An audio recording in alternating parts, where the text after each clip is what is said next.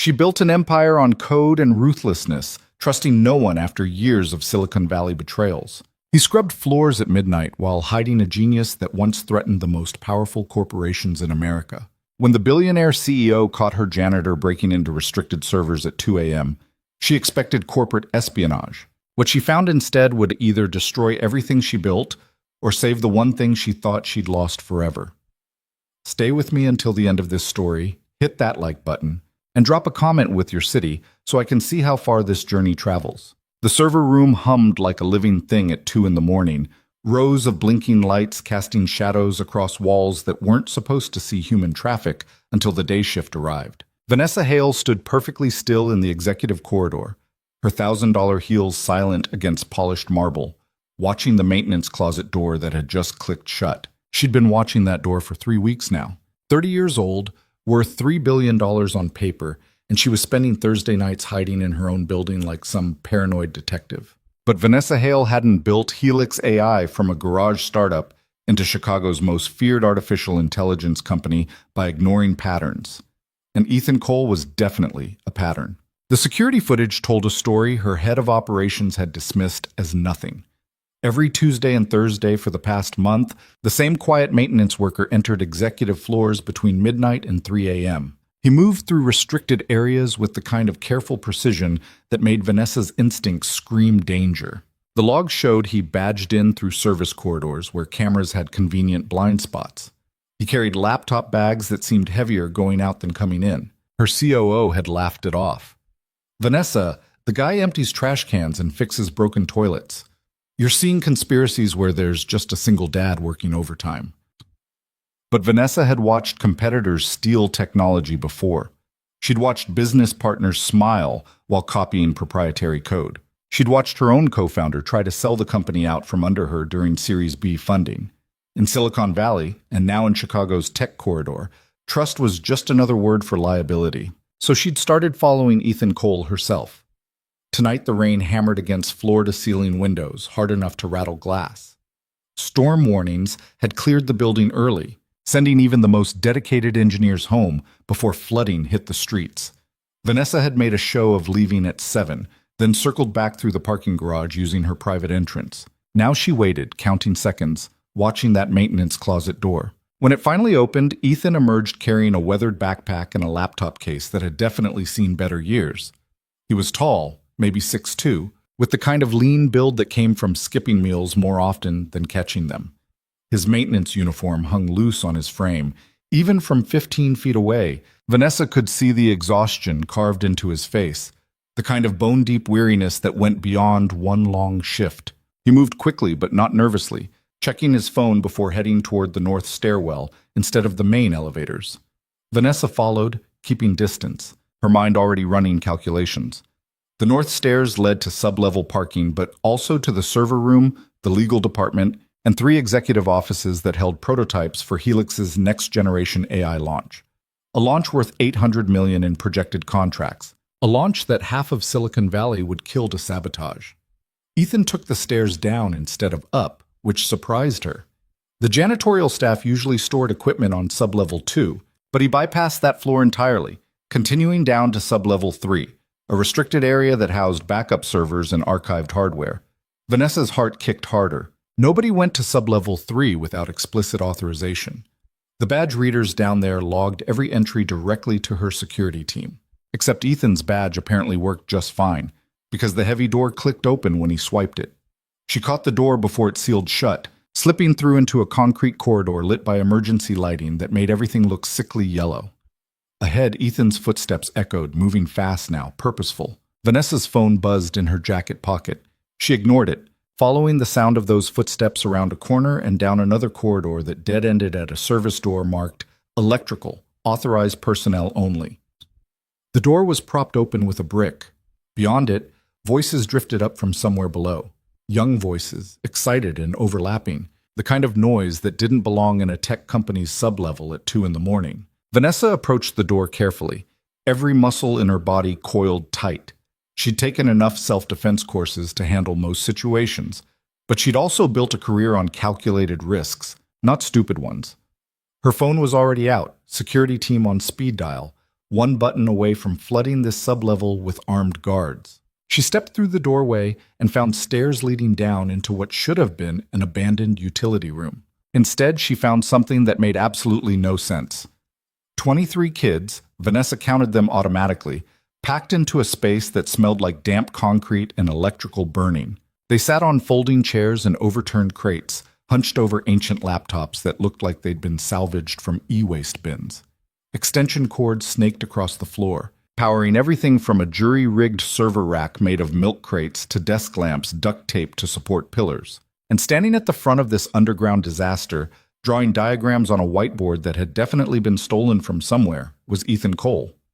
"Okay, you Bond City Time," he was saying, his voice different from the quiet monotone Vanessa had heard in hallways. Alive now, animated.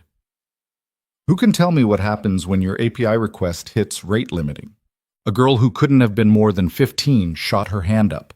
She wore a jacket 3 sizes too big and shoes held together with actual string. "The server returns a 429 status code and makes you wait before trying again." Exactly.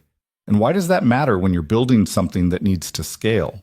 A kid in the back answered this time, his accent thick, words tumbling over each other. "Because if your code doesn't handle the error, right, your whole application crashes and looks like garbage." The group laughed. Not the polite laughter of corporate conference rooms, but real laughter, comfortable and unfiltered. Ethan grinned. "Your whole application looks like garbage, yes. So what do? We build in exponential backoff, we implement retry logic, and we make our code robust enough to handle failure without falling apart. Just like everything else in life." He turned to write something on the whiteboard. And that's when he saw Vanessa standing in the doorway. Everything stopped. 23 pairs of eyes swung toward her, and Vanessa suddenly felt like an intruder in her own building, which was ridiculous because this was her company, her property, her basement, and these people were trespassing. But the way Ethan looked at her, with something between resignation and defiance, made her pause before saying anything. "Keep working," Ethan told the kids quietly. "Pull up the repository we forked last week. I want everyone to review the authentication module before we meet again." The kids didn't move, watching Vanessa like she was a threat they needed to evaluate.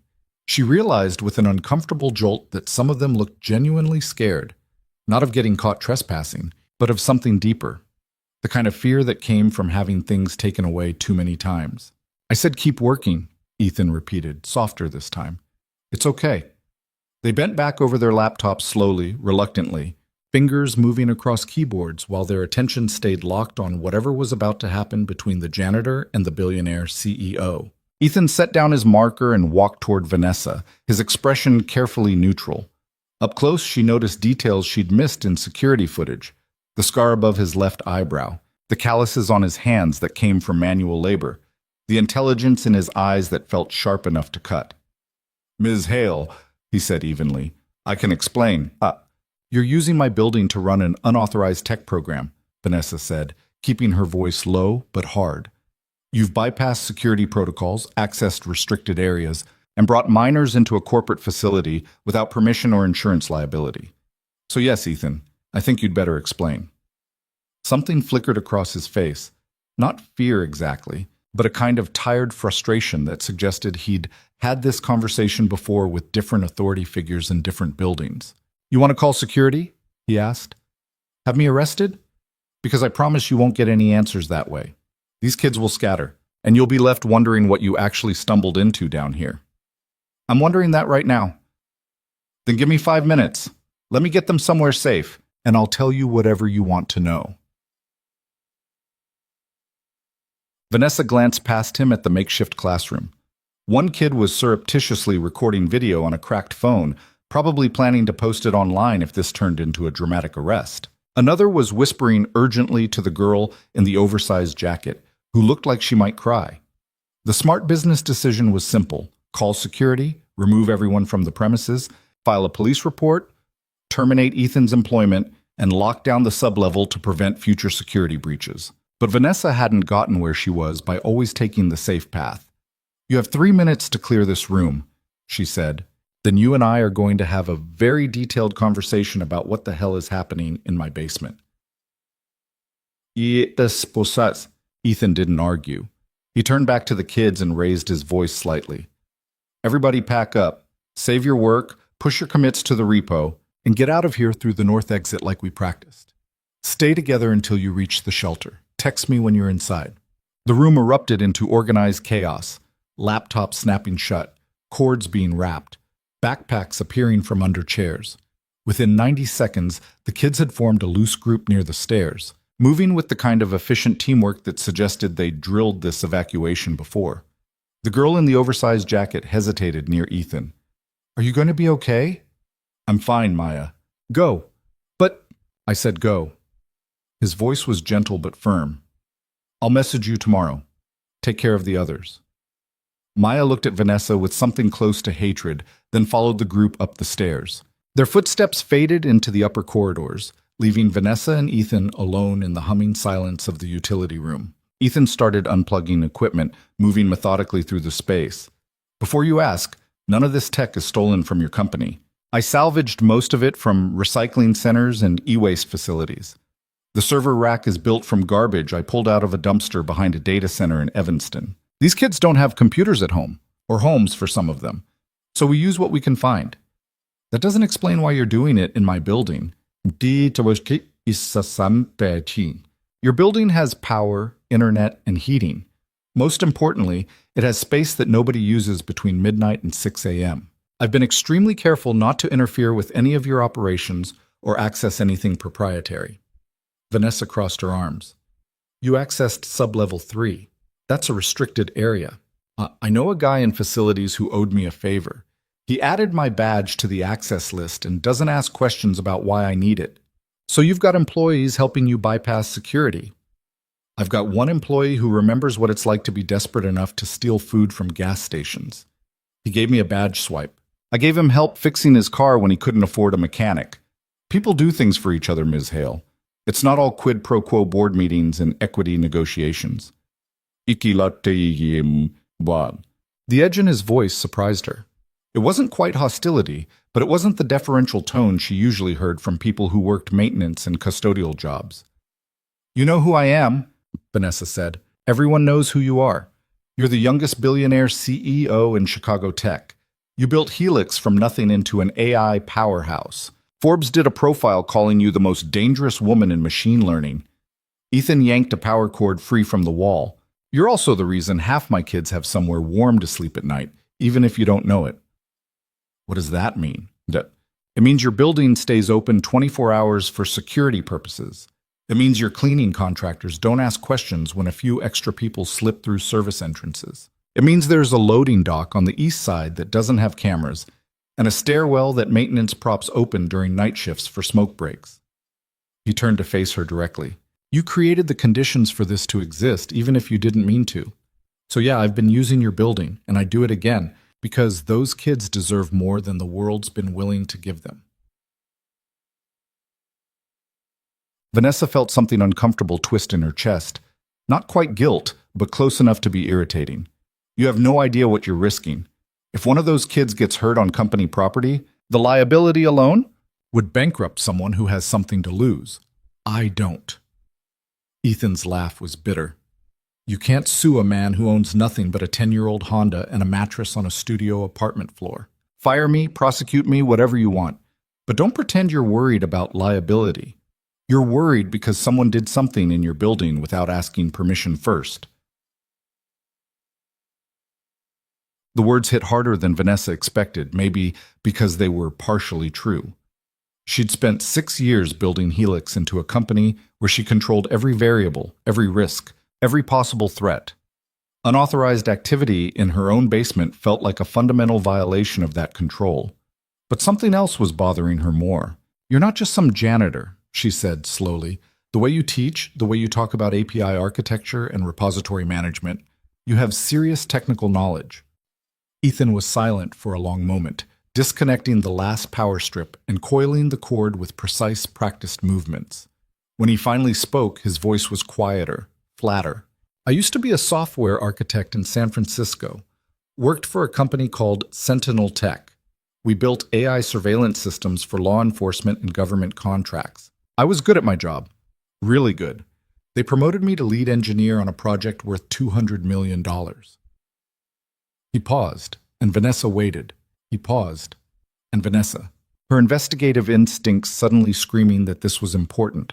The system had a flaw, Ethan continued, a massive one that would have resulted in false arrests, wrongful surveillance, and violations of civil liberties on a scale that should have terrified everyone involved.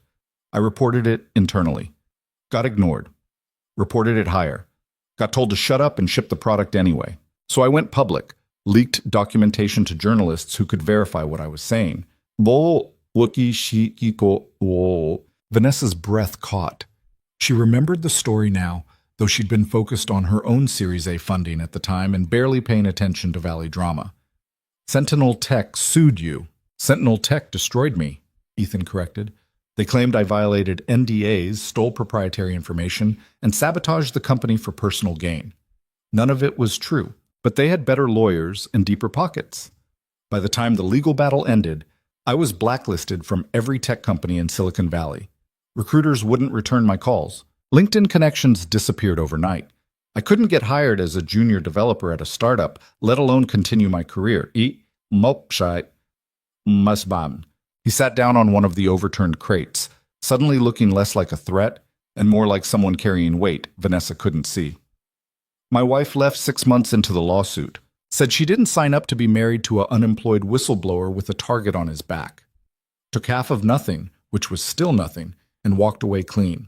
Left our daughter behind like Emma was just another asset she didn't want.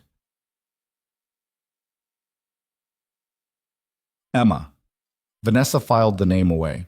I came to Chicago because it wasn't San Francisco, because nobody here cared about Valley drama, and because I needed work that wouldn't require background checks or professional references. Turns out I'm decent at fixing toilets and mopping floors. The pay is garbage, but it covers rent and keeps my daughter fed. That's all I need. And the coding classes? Those started by accident. I met a kid outside a public library trying to learn Python from a phone with a cracked screen. Reminded me of myself at that age. Broke, hungry, desperate to build something that mattered. So I showed him a few things. Then a few more kids showed up. Then a few more after that. Ethan gestured around the empty utility room. Yo, Ethan, this is what happens when you give people who've been told they're worthless a chance to prove otherwise. Vanessa absorbed this, her mind working through implications and connections. A disgraced software architect teaching underground coding classes. A janitor with access to corporate systems. A man with nothing to lose and potentially everything to gain by stealing proprietary AI technology. You still haven't explained why I should believe you're not stealing from me, she said bluntly. You have motive, access, and technical capability. From where I'm standing, this whole operation looks like cover for corporate espionage. Ethan met her eyes, and for the first time she saw something that looked like genuine anger beneath the exhaustion. You really think I'd risk my daughter's future, the only thing I have left, to steal code from a company I don't even care about? You think I'd endanger 23 homeless and at-risk kids just to make a few dollars selling your AI prototypes? He stood up abruptly. You want to search my laptop? Go ahead. Check every file. You? Every folder, every line of code I've written in the past year. You won't find anything connected to Helix because I have spent 6 years learning the hardest possible lesson. The system doesn't care about people like me, and fighting it only makes things worse. Then what are you doing here? Trying to make sure those kids don't end up like me, Ethan said quietly. Trying to give them skills that nobody can take away, even when everything else gets stripped down to nothing. That's it. That's the whole conspiracy. Vanessa wanted to believe him. The problem was, she'd built her entire career on not trusting people who gave her exactly what she wanted to hear. Her phone buzzed again. This time she looked. A message from her head of engineering. System crash in beta environment. 3rd failure this week. Need you here. Perfect timing. I have to go, Vanessa said, already turning toward the stairs. We're not done with this conversation. I didn't think we were. She paused at the bottom step. Those kids you're teaching, how many of them are actually homeless? About half. The others are living in situations bad enough that they might as well be. And you're doing this completely on your own? No funding, no organization backing you? Just me and whatever equipment I can salvage. Why? Vanessa didn't answer. She climbed the stairs rapidly, her mind already shifting to the crisis waiting for her 3 floors up. But part of her attention stayed locked on the man she was leaving behind in that makeshift classroom. Either Ethan Cole was the best liar she'd ever met, or he was telling the truth about something that made her previous assumptions look embarrassingly wrong. She needed to know which. The executive engineering floor blazed with fluorescent light and barely controlled panic. Vanessa stepped off the elevator into chaos. Developers hunched over workstations, shouting debug logs across the room, while monitors displayed cascading error messages in hostile red text. Her CTO, David Chen, spotted her immediately and practically ran over. "Thank God you're here. The beta deployment is collapsing. Again. Show me." David led her to the central monitoring station where their flagship product, a next-generation AI system designed to revolutionize corporate decision-making, was currently doing its best impression of a dumpster fire. Error rates spiked across every metric. Response times exceeded acceptable thresholds by factors of 10. User sessions dropped like stocks in a crash. "This is the third major failure in 8 days," David said, his voice tight with stress. "We've rolled back code, redeployed infrastructure, audited every system component. Nothing works. It's like something is fundamentally broken in the architecture, but we can't find it." Vanessa studied the error logs, her mind processing data faster than most people read text. Resource allocation? Normal. Database queries? Optimized yesterday, made things worse. Security protocols? Unchanged since last stable build. She leaned closer to the screen, watching error patterns ripple through the system like poison spreading through veins. What about the authentication layer? The middleware handling API requests between front-end and back-end? David pulled up another terminal. What about it? Run a trace. Show me exactly how requests are being processed from initial contact to final response. It took 3 minutes of command line work before David went absolutely still, his face draining of color. Oh no. What? There's a bottleneck in the request validation system. Every single API call is getting queued through a verification process that wasn't designed to handle this volume.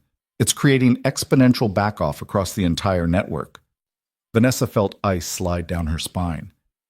That verification process wasn't in the original architecture. No, it was added 2 months ago during the security audit. Who authorized it? David checked the commit history, his fingers shaking slightly as he typed. Marcus Webb. Marcus, her business partner. The man she'd trusted with operational oversight while she focused on funding and expansion. Get him in here, Vanessa said, keeping her voice level through pure force of will. Now, see. David made the call while Vanessa pulled up system logs dating back 3 months. The pattern emerged quickly once she knew what to look for. Subtle changes introduced gradually, each one defensible on its own, but collectively creating a catastrophic failure point that would only become apparent under production-level stress. Sabotage didn't always look like deleted files and stolen passwords. Sometimes it looked like a senior engineer making reasonable-sounding architecture decisions that slowly poisoned the entire product. Marcus arrived 12 minutes later, his suit still crisp despite the late hour, his expression showing exactly the right amount of concern. Vanessa, I came as soon as I heard. What's the situation? Basham's side? Ian. The situation, Vanessa said coldly, is that someone introduced code changes that are systematically destroying our launch, and those changes trace back to your authorization. Marcus's face showed surprise first, then confusion, then carefully measured defensiveness. That's impossible. I've personally reviewed every major commit in the past quarter. Then explain this. She turned the monitor toward him, showing the bottleneck David had discovered. Request validation that creates exponential processing delays. Added during security review. Approved by you. That was a necessary security enhancement. The audit team identified vulnerabilities in our API authentication. The audit team identified vulnerabilities that didn't exist, Vanessa said. I reviewed that report myself. The recommendations were marginal at best. This implementation is something else entirely. They stared at each other across the terminal, And Vanessa watched Marcus's expression shift through micro-calculations as he decided how to play this. "You're upset because the launch is failing," he said finally. "I understand. But accusing me of sabotage based on standard security protocols is exactly what I'm doing. Because I just spent 2 hours reviewing commit logs, and I found something interesting." Vanessa pulled up another screen. Vanessa pulled up another 17 separate code changes over the past 3 months, all introduced during evening hours, all bypassing normal review processes using your override authorization. Want to guess what do they have in common? Marcus said nothing. They all degrade system performance in ways that wouldn't be obvious until we reached production level load, which means someone planned this months ago, knowing exactly when and how to make our product fail publicly. Vanessa stepped closer. "So I'll ask you one time, Marcus. What the hell are you doing?" For just a second, his mask slipped, and Vanessa saw something calculating and cold underneath the concerned business partner routine. Then he smiled. "You know what your problem is, Vanessa. You're so focused on building your empire that you never stop to ask whether you deserve one. You crush competitors, poach talent, and burn through people like they were disposable resources. Did you really think there wouldn't be consequences? You're working with competitors. I'm working with people who understand that companies like Helix need to be stopped before they consume everything. Your AI system isn't just a product, it's a weapon. And you're too arrogant to see it." Vanessa felt rage ignite in her chest, white hot and dangerous. "You don't get to lecture me about ethics while actively sabotaging the company you're supposed to be running." "But I'm not sabotaging it. I'm exposing it for what it really is. Another billionaire's vanity project that will hurt more people than it helps." Marcus straightened his tie casually. "The launch will fail, investors will pull funding, and Helix will collapse, just like every other company that puts profit over people." "Security," Vanessa said into her phone, her voice deadly calm. "I need you on the executive floor immediately. We have a situation. Marcus laughed, actually laughed. "You think having me arrested will fix this? The damage is done, Vanessa. Every major investor knows about these failures. Your reputation is finished." "Maybe, but you're coming with me." Security arrived 90 seconds later, 4 professionals who cleared the engineering floor and escorted Marcus out while he continued smiling that awful, knowing smile. David stood frozen near his terminal, looking like someone had just told him the world was ending, which, professionally speaking, it might be. Vanessa waited until they were alone before speaking. "Can you fix it?" "Fix what? The code Marcus corrupted? Or the fact that our entire product architecture has been compromised for months?"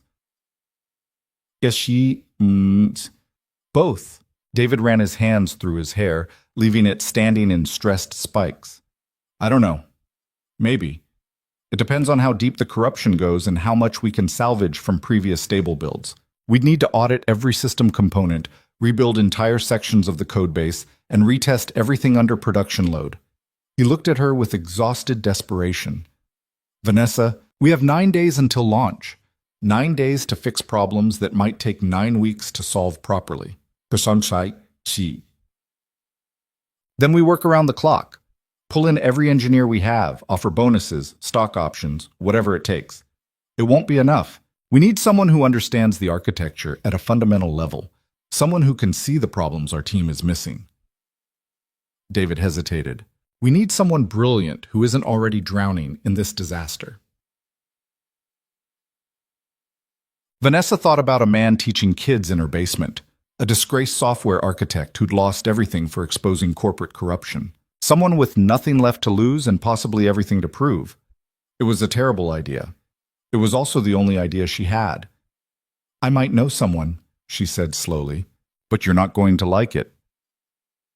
"I might." She found Ethan exactly where she'd left him, sitting alone in the utility room with his laptop open, typing code while thunder rattled the building overhead.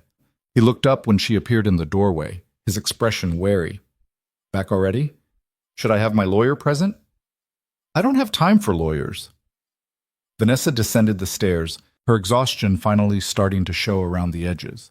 "I have a problem, and I think you might be able to help solve it." I'm a janitor, Ms. Hale. I empty trash and fix plumbing.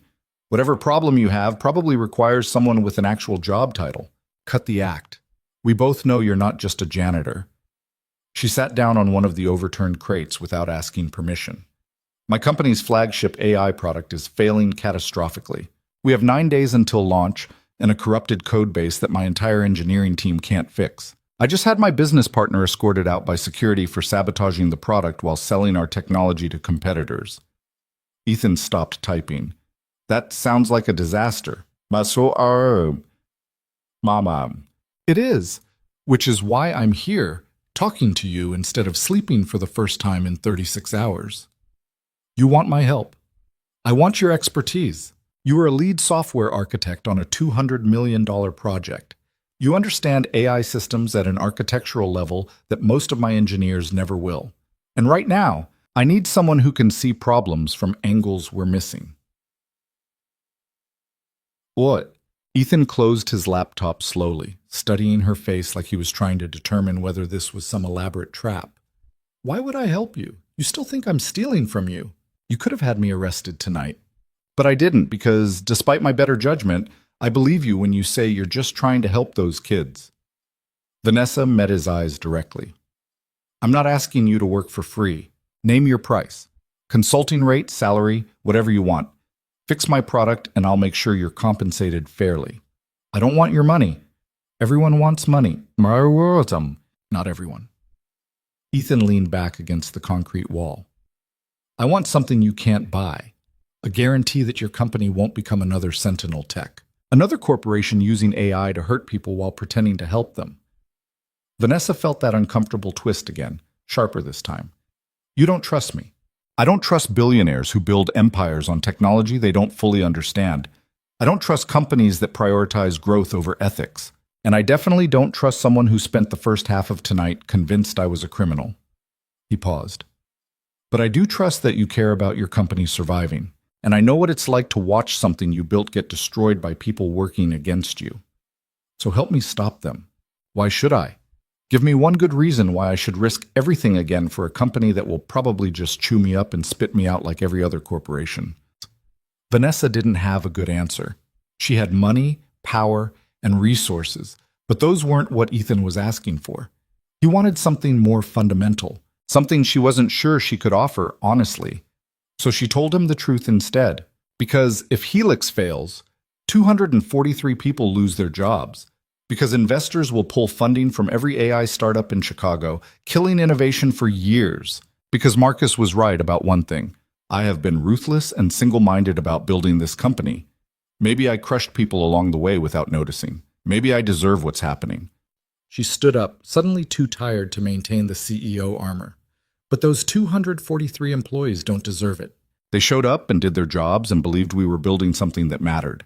So if you won't help me, help them. Help the people who will suffer when this falls apart.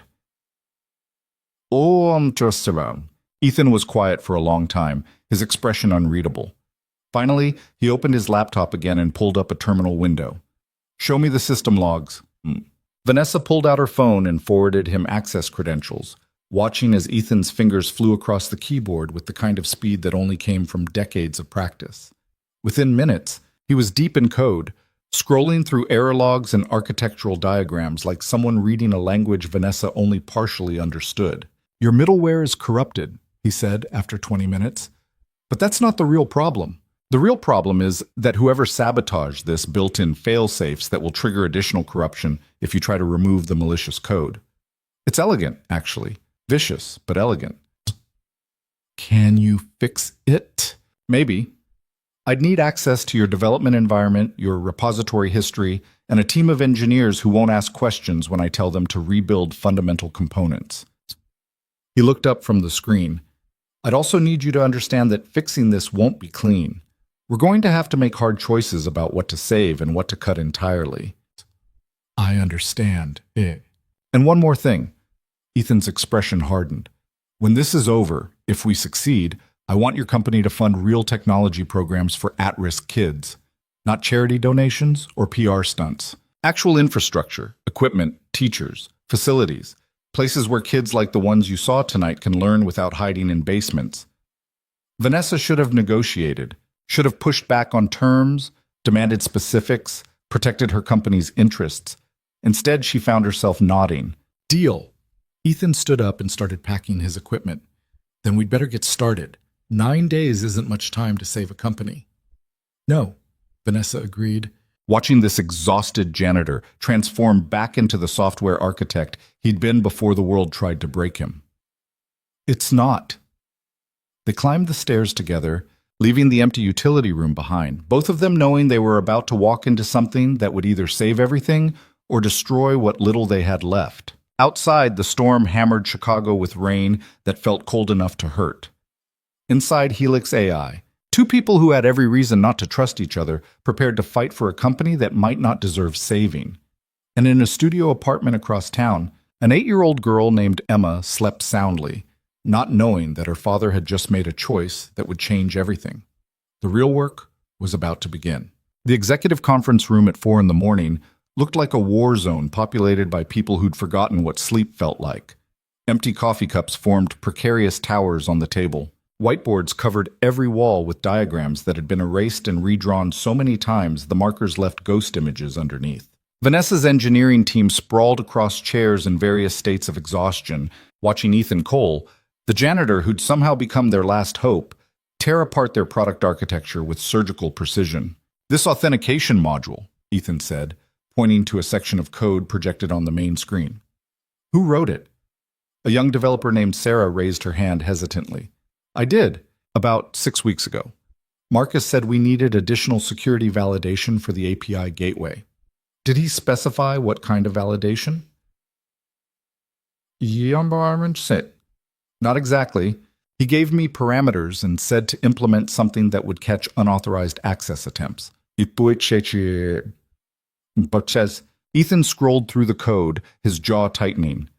What you actually implemented was a verification system that queries an external database on every single API call. That database doesn't exist anymore. Marcus deleted it 3 days ago. So now every request hangs indefinitely waiting for validation that will never come. Sarah's face went pale. I had no idea. The database was live when I tested it. Of course it was. Marcus needed everything to work normally until the exact moment it mattered most. Ethan turned to face the full team. That's the pattern we're dealing with. He didn't just sabotage one component, he sabotaged dozens of small pieces that interact in ways that create cascading failures. Fix one problem, and 3 more appear. It's sophisticated and vicious, and we have 8 days to unravel it completely. David Chen looked like he wanted to throw something through the window. 8 days to do what should take 8 weeks. This is impossible. Impossible just means nobody's figured out how to do it yet, Ethan said, and Vanessa heard echoes of the teacher from the basement, the man who convinced homeless kids they could build software. We need to stop thinking about fixing everything and start thinking about saving what actually matters. Triage, not perfection. Meaning what? Vanessa asked from her position near the door. She'd been mostly silent for the past hour, watching Ethan work, trying to reconcile the quiet janitor with the commanding presence currently running her engineering team. Meaning we identify the 3 core functions your AI absolutely needs to work, strip out everything else, and rebuild those functions from scratch using clean code. Your customers don't need every feature you promised. They need a product that works reliably and solves their actual problems. A man named Jeff, who'd been with Helix since the beginning, shook his head. We've spent 2 years building those features. We can't just delete them. You can, and you will, or the entire product dies, and those 2 years mean nothing. Ethan's voice was sharp enough to cut. I've watched companies fail because they couldn't let go of features nobody actually needed. Pride kills products faster than bad code. Jeff stood up abruptly. Jeff, who the hell are you to come in here and start making architecture decisions? You're a maintenance worker who happened to have some coding experience a decade ago. This isn't your company. The room went silent. Vanessa watched Ethan carefully, wondering if he'd defend himself or walk away from the whole situation. She'd seen that look on his face before. The one that suggested he was calculating whether fighting back was worth the energy. You're right, Ethan said finally. This isn't my company, it's hers. He gestured toward Vanessa. And she asked me to help save it, so you can either work with me, or you can watch everything you built for 2 years collapse in 8 days. Your choice. Jeff looked at Vanessa, clearly expecting her to step in and defend the team's work. Instead, she crossed her arms and met his gaze with ice-cold directness. Ethan's running this recovery operation. If you have a problem with that, you're welcome to leave and find out how many companies are hiring senior engineers from failed AI startups. So, basiko icham. She paused. Otherwise, sit down and do your job. Jeff sat down. Ethan turned back to the screen without acknowledging the victory. Sarah, I need you to start auditing every database query in the authentication system. Flag anything that calls external resources we don't control. David, pull a team together and start building a minimal authentication module from scratch. I'll send you specifications. Jeff, since you know the feature set better than anyone, make me a list of every function this product offers and rank them by actual customer usage data, not by how much work went into building them. The team scattered to their workstations, moving with the urgent energy of people who'd finally been given clear direction after weeks of chaos. Vanessa waited until they were deep in work before approaching Ethan near the whiteboard. That was risky, she said quietly. Calling out Jeff like that. He was undermining the entire operation. Better to deal with it now than let resentment poison the work. You sound like you've done this before. Ethan erased part of the diagram and started redrawing it with quick, confident strokes. I've led engineering teams through impossible deadlines and catastrophic technical debt. The work is hard, but managing the people who think they know better is harder. You can't let pride or politics slow down progress when you're racing against time.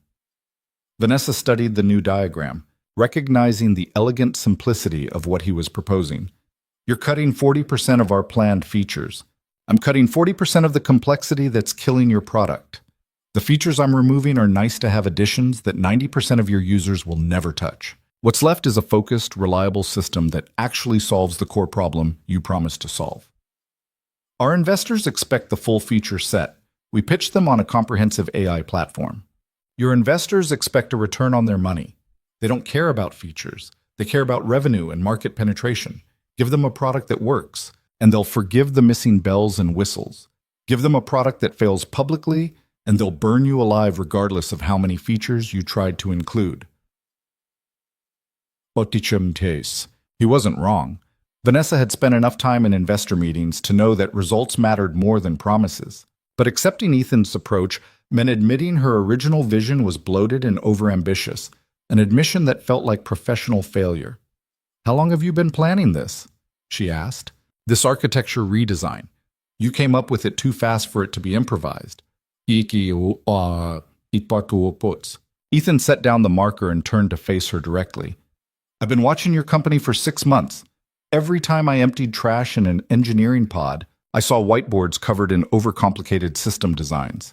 Every time I cleaned a conference room after an executive meeting, I saw printed presentations promising features that would take years to implement properly. I knew your product was doomed before Marcus ever started sabotaging it. The words stung more than Vanessa expected. And you said nothing. What was I supposed to say? Excuse me, Billionaire CEO, the janitor has opinions about your software architecture? You would have had me fired before I finished the sentence. Maybe. Or maybe I would have listened. No, you wouldn't have. People like you don't listen to people like me. We're invisible until you need something, and then we're disposable the moment that need is met. Ethan's voice carried the weight of experience, not anger. I'm helping you now because it's the right thing to do, and because failure hurts more people than just you. But don't pretend we're suddenly partners, Vanessa. When this is over, I'm still the janitor, and you're still the billionaire. And the world doesn't forget those distinctions just because we worked together for a week. Vanessa wanted to argue, but found she couldn't. Everything he said was true in ways that made her uncomfortable with herself and the system she'd navigated so successfully for years. What if I don't want it to be that way? She asked. Then you'd be the first billionaire in history to mean it. Before Vanessa could respond, David rushed over with his laptop, his expression somewhere between excited and panicked. We have a problem. I just got an email from our lead investor. Someone leaked information about the system failures to tech media. TechCrunch is running a story in 2 hours questioning whether Helix can deliver on its promises. Vanessa felt her stomach drop. Who leaked it? The email originated from an anonymous account, but the details are too specific to be speculation. Someone with internal access fed them exact error rates, timeline failures, and quotes from engineering meetings. David hesitated. There's more. The article mentions Marcus's arrest and implies there might be deeper organizational problems beyond one bad actor. Let me see it. David handed over the laptop, and Vanessa read through the draft article with growing dread. Every fear-inducing detail was present. Failed deployments, missed deadlines, executive misconduct, investor concerns. The narrative painted Helix as a company in freefall, too ambitious for its own competence, burning through funding while producing nothing viable. It was a hit piece designed to destroy them before launch. Can we kill the story? David asked. Legal action, pressure on their sources, something. No, Vanessa said, her mind already racing through options. Fighting it makes us look desperate and guilty. We need to get ahead of it instead. How? We don't have a working product to demonstrate. Ethan had been reading over her shoulder, his expression thoughtful. You don't need a full product. You need proof of progress. Something concrete that shows you're solving the problems instead of drowning in them. We're 8 days from launch, Vanessa said. We don't have anything ready to show. Then we build something in the next 12 hours that is ready, a working prototype of the stripped-down system I'm proposing. Not perfect, not complete, but functional enough to demonstrate that Helix isn't dead in the water. David looked at Ethan like he'd suggested building a rocket ship out of paper clips. 12 hours? That's insane. So is letting your company die from bad press when you have the capability to prove critics wrong. Ethan turned to Vanessa. You want to save this launch? Stop playing defense and go on offense. Show the world that Helix can adapt and deliver under pressure. Turn this hit piece into a story about resilience instead of failure. Vanessa felt something shift in her chest. The same feeling she'd had 6 years ago when she'd decided to leave a comfortable corporate job and risk everything on a startup idea everyone said would fail. It was terrifying and energizing in equal measure. Do it, she said. Whatever you need, people, resources, access, take it. Build me something I can show investors by this afternoon. Ethan grabbed a marker and started writing on a clean whiteboard. I need Sarah's authentication team, Jeff's 3 best developers, and complete access to your production repository. No approvals, no bureaucracy, no questions about why I'm deleting code that took months to write. Done. And I need you to call every investor and schedule an emergency demonstration for 6 p.m. tonight. Tell them you're addressing concerns head-on, and you have something they need to see. They'll think I'm panicking. You are panicking, but you're panicking productively, which is different than panicking uselessly. Trust me, investors respect leaders who face problems directly more than leaders who hide and hope things improve. Vanessa pulled out her phone, already composing this message that would either save her company or accelerate its collapse. Anything else? Yeah, get some coffee. We're going to need it. The next 12 hours blurred into a continuous stream of code, arguments, breakthroughs, and setbacks. Ethan drove the engineering team harder than Vanessa had ever seen, pushing them past exhaustion into a state where only the work mattered. He deleted features developers had spent months perfecting, rebuilt critical systems using code he wrote in real time, and made architectural decisions that would have taken committees weeks to approve. Sarah pushed back on his authentication redesign. This is too simple. It doesn't account for edge cases. Edge cases can wait. Core functionality can't. Jeff complained about losing his ranking algorithm. That feature is what makes our AI competitive. Your AI being dead makes you non-competitive. Build the ranking algorithm after we have a product that works. David questioned the database structure. This doesn't scale to enterprise-level usage. It scales to demonstration-level usage, which is what we need today. We'll optimize for scale after we have customers to scale for. Through it all, Vanessa watched Ethan transform from the quiet janitor she'd suspected of espionage into someone who commanded rooms full of people twice his salary. He was brilliant and abrasive and completely uninterested in anything except results. Several times she saw him win arguments through sheer force of technical competence, explaining why something wouldn't work faster than people could defend their approaches. Around noon, Emma called Ethan's cell phone. Vanessa heard his side of the conversation from across the room. "Hey, sweetheart. I know, I'm sorry. Something came up at work." A pause. "No, I won't make it home for lunch. Can you eat the sandwich I left in the fridge?" Another pause. Longer this time. "Emma, I need you to be grown up about this, okay? I know it's hard, but this is important. I promise I'll explain later." When he hung up, his expression carried guilt that Vanessa recognized from her own limited experience disappointing people who depended on her. "She okay?" Vanessa asked, approaching with 2 cups of coffee she'd retrieved from the break room. "She's 8 and alone in an apartment because her father is too busy saving a billionaire's company to be a decent parent." Ethan accepted the coffee without looking at her. "But yeah, she's fine. I could send someone to check on her, company security, or no. Emma doesn't need strangers showing up. She needs her father, which she's not getting right now. He drank half the coffee in 3 swallows. This is what I meant last night. People like me don't get to make choices between work and family. We do what we have to do and hope the people we love understand why we're never there." Vanessa thought about her own family, parents she called twice a year, siblings she'd stopped trying to relate to after they made it clear they resented her success. She'd sacrificed relationships for her company without thinking much about it, telling herself that building something important justified the cost. Looking at Ethan's exhausted face, she wondered if she'd been lying to herself.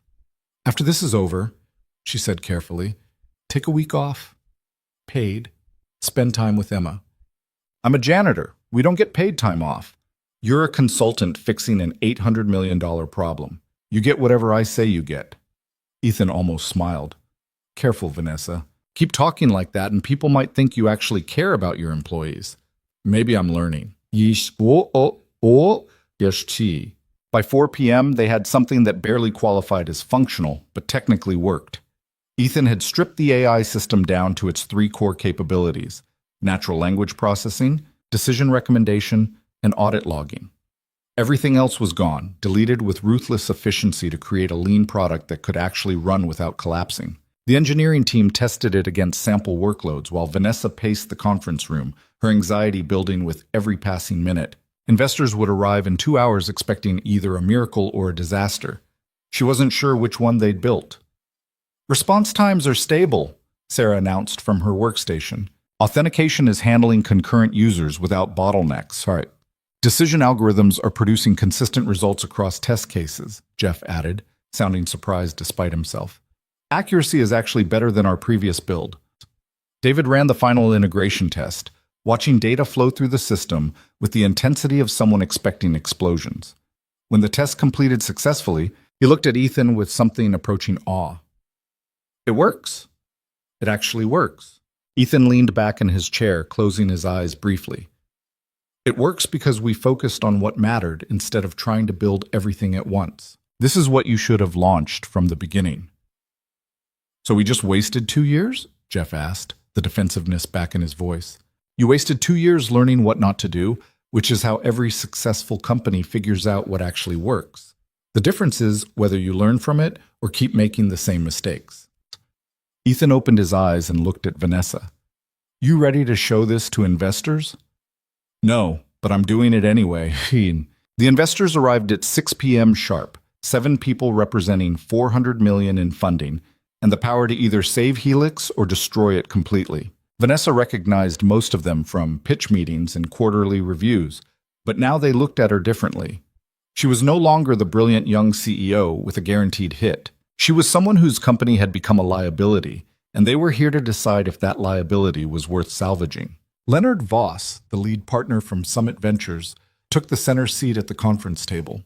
He was 60, gray-haired, and had personally killed more startups than Vanessa had years alive. "Vanessa," he said, his tone neutral and therefore dangerous. "We've all read the TechCrunch article. We've also heard rumors about Marcus Webb's arrest, and systemic problems with your product architecture. Before you show us anything, I want to hear you explain exactly what's happening at Helix and why we shouldn't pull our funding immediately. Vanessa stood at the head of the table, acutely aware that Ethan and the engineering team watched from the back of the room. Everything she'd built for 6 years came down to the next 10 minutes. 3 weeks ago, she began, I discovered that my business partner had been systematically sabotaging our product while selling proprietary technology to competitors. He introduced architectural flaws designed to create catastrophic failures at the worst possible moment, which would have been during our public launch. His goal was to destroy Helix's credibility and profit from our collapse. The investors exchanged glances. One of them, a woman named Patricia Chen from Redwood Capital, spoke up. "And you didn't notice this sabotage for 3 weeks?" "I noticed system failures. I didn't recognize them as intentional sabotage until evidence became undeniable." Vanessa refused to look away from Patricia's skeptical expression. "That's on me. I trusted someone I shouldn't have trusted, and it nearly cost us everything." "Nearly," Leonard said, "meaning you believe you've fixed it." "Meaning we've completely rebuilt our product architecture to eliminate the compromised components. What I'm about to show you isn't the system we promised 6 months ago. It's simpler, more focused, and frankly better than what we were planning to launch." She nodded to David, who brought up the demonstration on the main screen. For the next 20 minutes, Vanessa walked through the rebuilt AI system, showing how it processed natural language queries, generated decision recommendations, and maintained audit logs that met enterprise compliance standards. The demonstration was smooth, professional, and utterly terrifying because she knew how fragile it actually was underneath the polished interface. When she finished, the room was silent. Leonard studied the screen with an expression that gave away nothing. "This is impressive," he said finally, "but it's also a fraction of what you promised us. Where's the predictive analytics module, the multi-language support, the integration framework that was supposed to make this product universal?" "Well, gone," Vanessa said bluntly.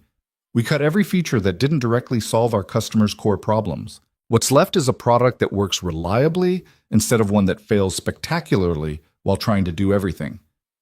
That's quite a pivot from your original vision." "Much to us, my original vision was wrong. I was so focused on building the most comprehensive AI platform possible that I lost sight of building something people could actually use. This product is better because it's focused, not in spite of being focused." Patricia leaned forward. "Who rebuilt the architecture? This is sophisticated work for such a short timeline." Vanessa hesitated, knowing this moment mattered more than the demonstration itself. She could take credit, let the investors believe she'd personally saved the company, and maintain the illusion of sole genius that had served her well for years. Or she could tell the truth and risk looking weak. "Ethan Cole rebuilt the architecture," she said, gesturing toward the back of the room. "He's a software architect I brought in to assess the damage and develop solutions. Everything you just saw is his work."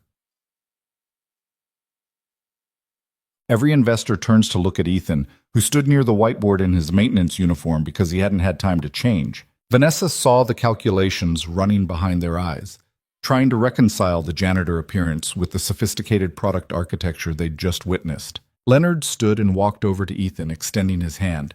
"Impressive work. Where did Vanessa find you?" "In her basement," Ethan said, shaking Leonard's hand, "teaching coding to homeless teenagers." The room went absolutely silent. Patricia recovered first. "You were teaching in Helix's basement?"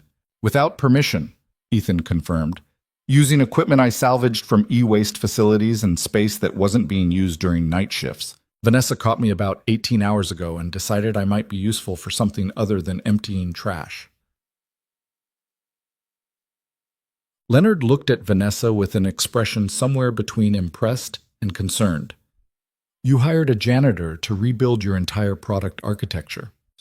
"I hired one of the best software architects in the industry who happened to be working as a janitor because Silicon Valley blacklisted him for exposing corporate corruption," Vanessa corrected.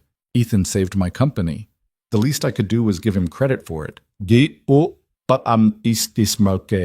The investors processed this information with varying degrees of skepticism. Vanessa knew what they were thinking. that this story was too convenient, too dramatic, too much like a narrative designed to distract from fundamental organizational problems. Then Leonard surprised her. "I like it," he said, returning to his seat. "You found talent where nobody else was looking, you pivoted when your original approach failed, and you rebuilt a product in 12 hours that most companies couldn't build in 12 weeks. That's the kind of resourcefulness that makes companies survive impossible situations." "So you're not pulling funding?" Vanessa asked, trying to keep the relief out of her voice. "I didn't say that. What I said is that I like what you showed me, but we need to discuss terms, specifically what happens to prevent another Marcus Webb situation, and what role this janitor turned architect plays in your company going forward." But the meeting stretched into another 2 hours of intense negotiation. Investors demanded board oversight, regular audits, and equity adjustments that would dilute Vanessa's ownership stake. She fought back on some terms, accepted others, and grudgingly admitted that giving up some control was better than losing everything completely. Through it all, Ethan remained in the back of the room, occasionally answering technical questions, but mostly staying silent while investors decided the fate of a company he'd just saved. By 9 p.m. they had a deal. Funding would continue, the launch would proceed as scheduled in 7 days, and Helix would survive, bruised, restructured, and under significantly more scrutiny than before, but alive. The investors left, and Vanessa collapsed into a chair, her entire body finally registering the exhaustion she'd been running on adrenaline to ignore. David and the engineering team celebrated quietly, too tired for anything more than relieved smiles and weak high fives. Ethan packed up his laptop and headed for the door without ceremony. "Where are you going?" Vanessa called after him. "Home. My daughter has been alone for 17 hours and she's 8. I think that's waited long enough." Ethan, wait. Vanessa stood and crossed the room to stop him. "We need to talk about what happens next.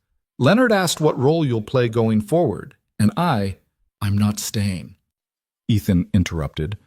"I helped because you needed help and because it was the right thing to do. But I'm not interested in joining your company permanently or becoming some inspiring story about redemption through corporate employment." "Why not? You could have a real position here, a real salary. You could stop scrubbing floors and go back to doing work that actually uses your skills. And I could also watch history repeat itself when the next crisis hits and your investors decide I'm too much of a liability to keep around. I've already lived that story, Vanessa. I'm not eager to experience the sequel." He pushed past her toward the elevators, and Vanessa followed, unwilling to let him disappear after everything that had just happened. "You don't trust me," she said. "I don't trust systems that run on power and money. Individual people might be decent, but the system always wins eventually." Ethan pressed the elevator button. "You're a good person trapped in a bad system, and eventually you'll have to choose which one matters more. I hope you choose right, but I'm not betting my daughter's future on it." The elevator arrived and Ethan stepped inside. Vanessa stood in the hallway, watching the doors start to close, knowing she should say something profound or convincing, but finding herself speechless. "For what it's worth," Ethan said just before the doors shut completely, "you're better than you think you are. You just need to decide whether you want to be." Then he was gone, and Vanessa was alone in the empty corridor with nothing but the hum of servers and the weight of decisions she hadn't yet made. Vanessa didn't sleep that night.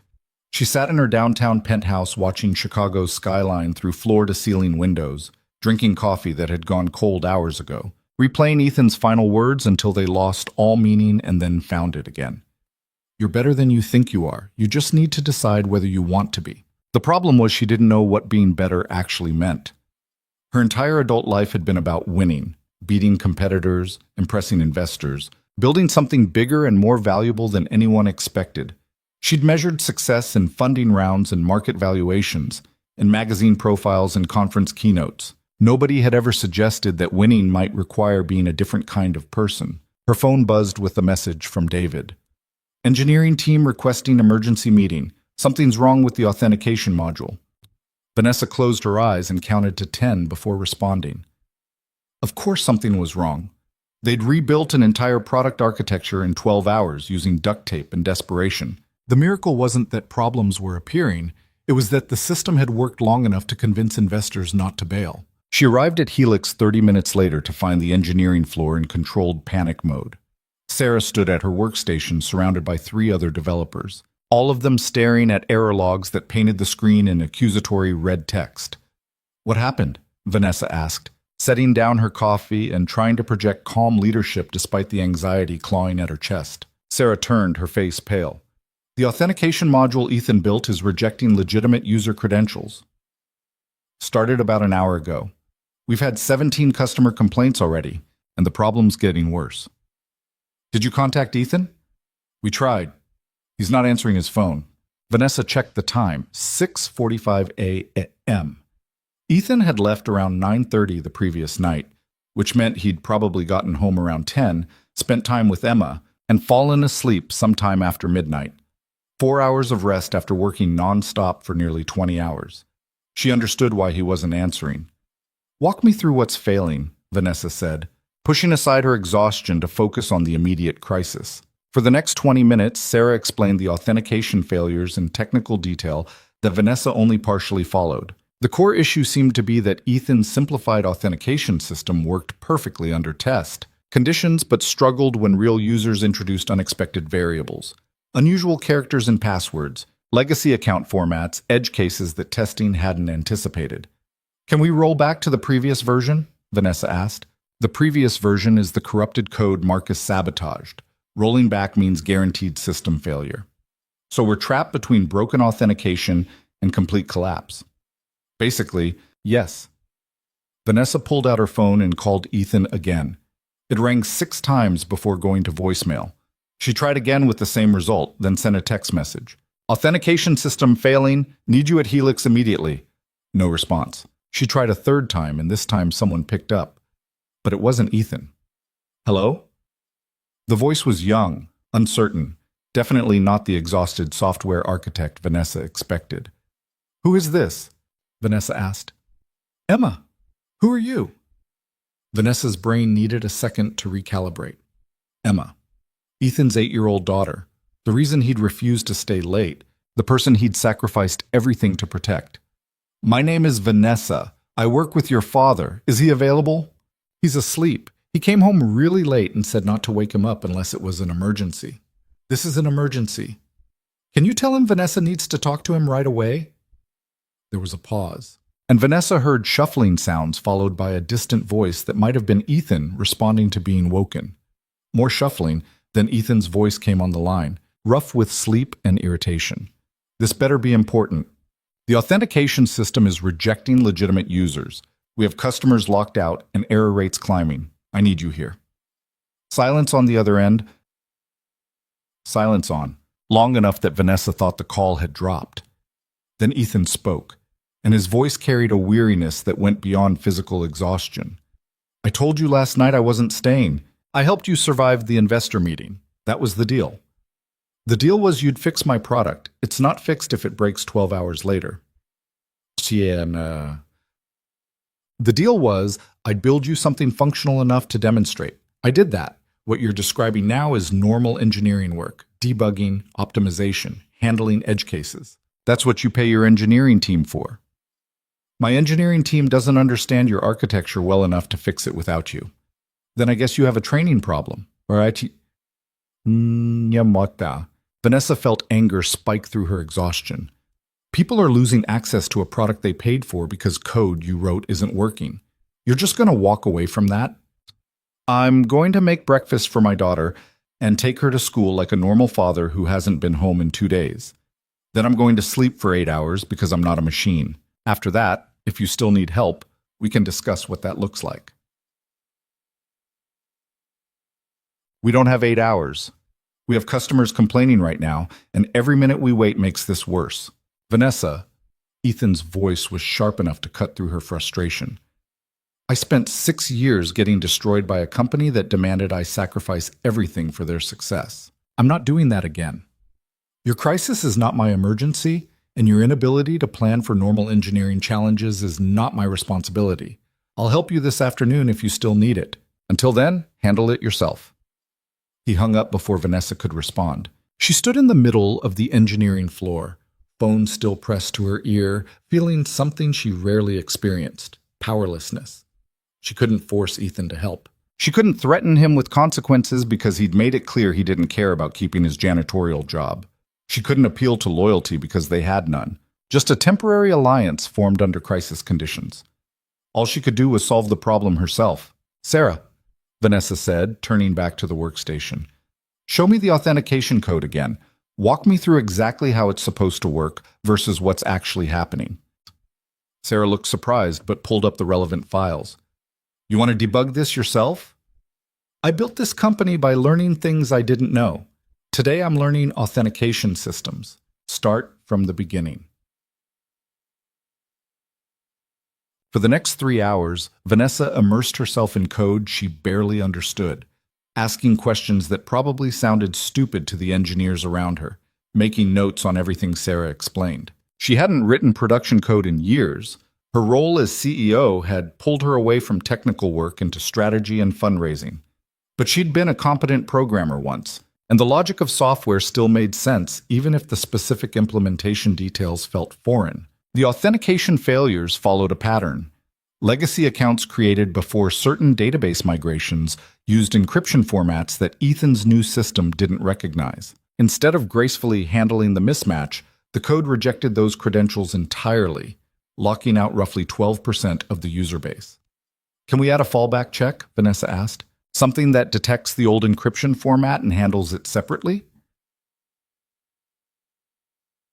"Theoretically, yes," Sarah said. "But implementing it requires understanding Ethan's architecture well enough to know where that check should happen and how to integrate it without breaking other components. So we reverse engineer his design by reading the code and testing hypotheses until something works. That could take days. Then we better start now." They worked through the morning, building a mental model of Ethan's authentication system, one function at a time. David joined them around 9, followed by Jeff and 2 junior developers who'd heard about the crisis and volunteered to help. Together, they mapped out the code flow, identified the critical decision points, and started proposing solutions. Most of the solutions failed immediately. A few worked in test environments but crashed when deployed to production. One actually made things worse, requiring an emergency rollback that cost them another 30 minutes. But slowly, incrementally, they began to understand the system well enough to modify it safely. Around noon, Vanessa's phone rang. Leonard Voss. "Vanessa, I'm hearing reports that your authentication system is failing. Multiple customers have contacted our portfolio companies complaining about access issues. What's going on?" Vanessa stepped away from the engineering huddle, her heart rate spiking despite her efforts to stay calm. "We discovered edge cases in the authentication rebuild that we're currently fixing. It's affecting a small percentage of users with legacy accounts." "How small?" 12%, said. 12% is not small, Vanessa. That's a substantial portion of your user base locked out of a product they're paying for. This is exactly the kind of instability that made us concerned about your launch in the first place. "I understand. We're addressing it right now. I have my entire engineering team working on the fix." "Where's the architect who rebuilt the system?" "Ethan Cole." "Why isn't he handling this?" Vanessa hesitated, knowing the truth would sound bad, but lying would be worse. Ethan isn't a full-time employee. He consulted on the emergency rebuild, but ongoing maintenance is our team's responsibility. So the person who actually understands the system isn't available when it breaks. That's not reassuring. "We're managing it, Leonard. Give us until end of business today. If we haven't resolved the authentication issues by then, we can discuss next steps." "You have until 5 p.m. After that, we're revisiting our funding decision." The call ended, and Vanessa returned to the engineering team with renewed urgency. 5 hours to fix a problem they'd been struggling with all morning. 5 hours to prove they could actually run this company without relying on a janitor who'd explicitly told them he wasn't coming back. By 2 p.m., they'd made progress. Sarah had implemented a fallback authentication check that successfully handled most legacy accounts. The error rate dropped from 12% to 4%, still too high, but better than catastrophic. Then Jeff discovered a new problem. "The fallback check is creating massive performance bottlenecks," he announced, his voice tight with stress. Every authentication request now takes 3 times longer because we're running multiple validation passes. At scale, this will make the system unusable. Can we optimize it? Vanessa asked. Not without fundamentally restructuring how the authentication module works, which brings us back to needing Ethan, because none of us understand his design well enough to restructure it safely. Bom, bom, bom, basets. Vanessa checked the time, 2:15 p.m. Ethan had said he'd sleep 8 hours, which meant he'd be awake around 3 or 4. She could call him then, explain the situation, maybe convince him to come in for a few hours to help optimize the code. Except she'd already learned that Ethan didn't respond well to demands. He'd help if he chose to, but trying to force or manipulate him would just make him walk away permanently. So instead, Vanessa made a decision that surprised everyone in the room, including herself. "I'm going to see him," she said. "In person. Sarah, you're in charge until I get back. Keep working on the optimization problem. If you find a solution that doesn't require Ethan, implement it. If you can't, wait for me." David looked at her like she'd lost her mind. "You're leaving during a crisis to track down a janitor who already told you he's not helping?" "Yep, I'm leaving to convince him that helping is worth his time. There's a difference." She grabbed her coat and headed for the elevator before anyone could argue. The address from Ethan's employee file was burned into her memory, a building on the south side, 40 minutes from downtown in traffic. She'd never been to that neighborhood, never had reason to venture beyond the polished corridors of Chicago's tech district into the parts of the city where people struggled with rent and groceries. The building was exactly what she expected. Old, weathered, the kind of place that had probably been decent housing 30 years ago, but now looked tired and forgotten. Vanessa parked her Tesla in a visitor spot that made her car stand out like a neon sign advertising wealth, then climbed 3 flights of stairs to apartment 3C. She knocked, half expecting no answer.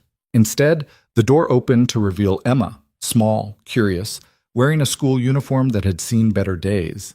"You're Vanessa," Emma said, not quite a question. "I am. Is your father home?" "He's awake. He's making lunch." Emma studied Vanessa with the direct, unfiltered assessment that only children managed. "You're pretty. Are you Dad's boss?" "Something like that. He doesn't like his boss very much. He says they don't pay him enough and treat him like he's invisible." Vanessa felt that uncomfortable twist again. "Your father and I have a complicated relationship." That's what adults say when they don't want to explain things to kids." Before Vanessa could respond, Ethan appeared behind Emma, spatula in hand, wearing sweatpants and a t-shirt that had definitely been slept in. He looked better than he had at 4 a.m., but not by much. "Emma, go finish your math homework," he said quietly. "But now." Emma disappeared into another room with obvious reluctance, leaving Vanessa standing in the doorway facing Ethan's carefully neutral expression. "You came to my home," he said. "You weren't answering your phone." "Because I told you I'd call this afternoon if I was available. Coming here is not respecting boundaries, Vanessa. It's ignoring them because you're used to getting what you want when you want it." "You're right. I'm sorry." The apology came easier than Vanessa expected. "But I'm also desperate. The authentication system is failing worse than this morning, and we have until 5 p.m. to fix it, or my investors pull funding. I need your help. You have an entire engineering team who don't understand your architecture well enough to fix it without breaking something else. We've been trying all morning. We're making things worse." Ethan leaned against the door frame, not inviting her inside, but not closing the door either. "What specifically is failing?" Vanessa explained the legacy account problem and the performance bottleneck their attempted fix had created. Ethan listened without interrupting, his expression thoughtful. "The bottleneck is happening because your fallback check is running synchronously," he said after she finished. "Every authentication request waits for both the primary check and the fallback to complete before proceeding. What you need is a synchronous validation. Run both checks simultaneously and return whichever completes first." "Can you write that?" "I could, but I'm not going to." "Why not?" "Because you need to learn how to do this yourself. I'm not going to be your permanent solution to every engineering problem that comes up. That's not sustainable for either of us." Vanessa wanted to argue, but found she couldn't. He was right. Relying on Ethan to rescue the company every time something broke was just another form of the dependency that had nearly destroyed them when Marcus turned out to be sabotaging everything. "Then teach me," she said, "not just how to fix this specific problem. Teach me how to understand your architecture well enough that my team can maintain it going forward. Give us the tools to solve our own problems." Ethan was quiet for a long moment, studying her face like he was trying to determine if she was serious or just saying what he wanted to hear. "That's going to take more than a few hours," he said finally.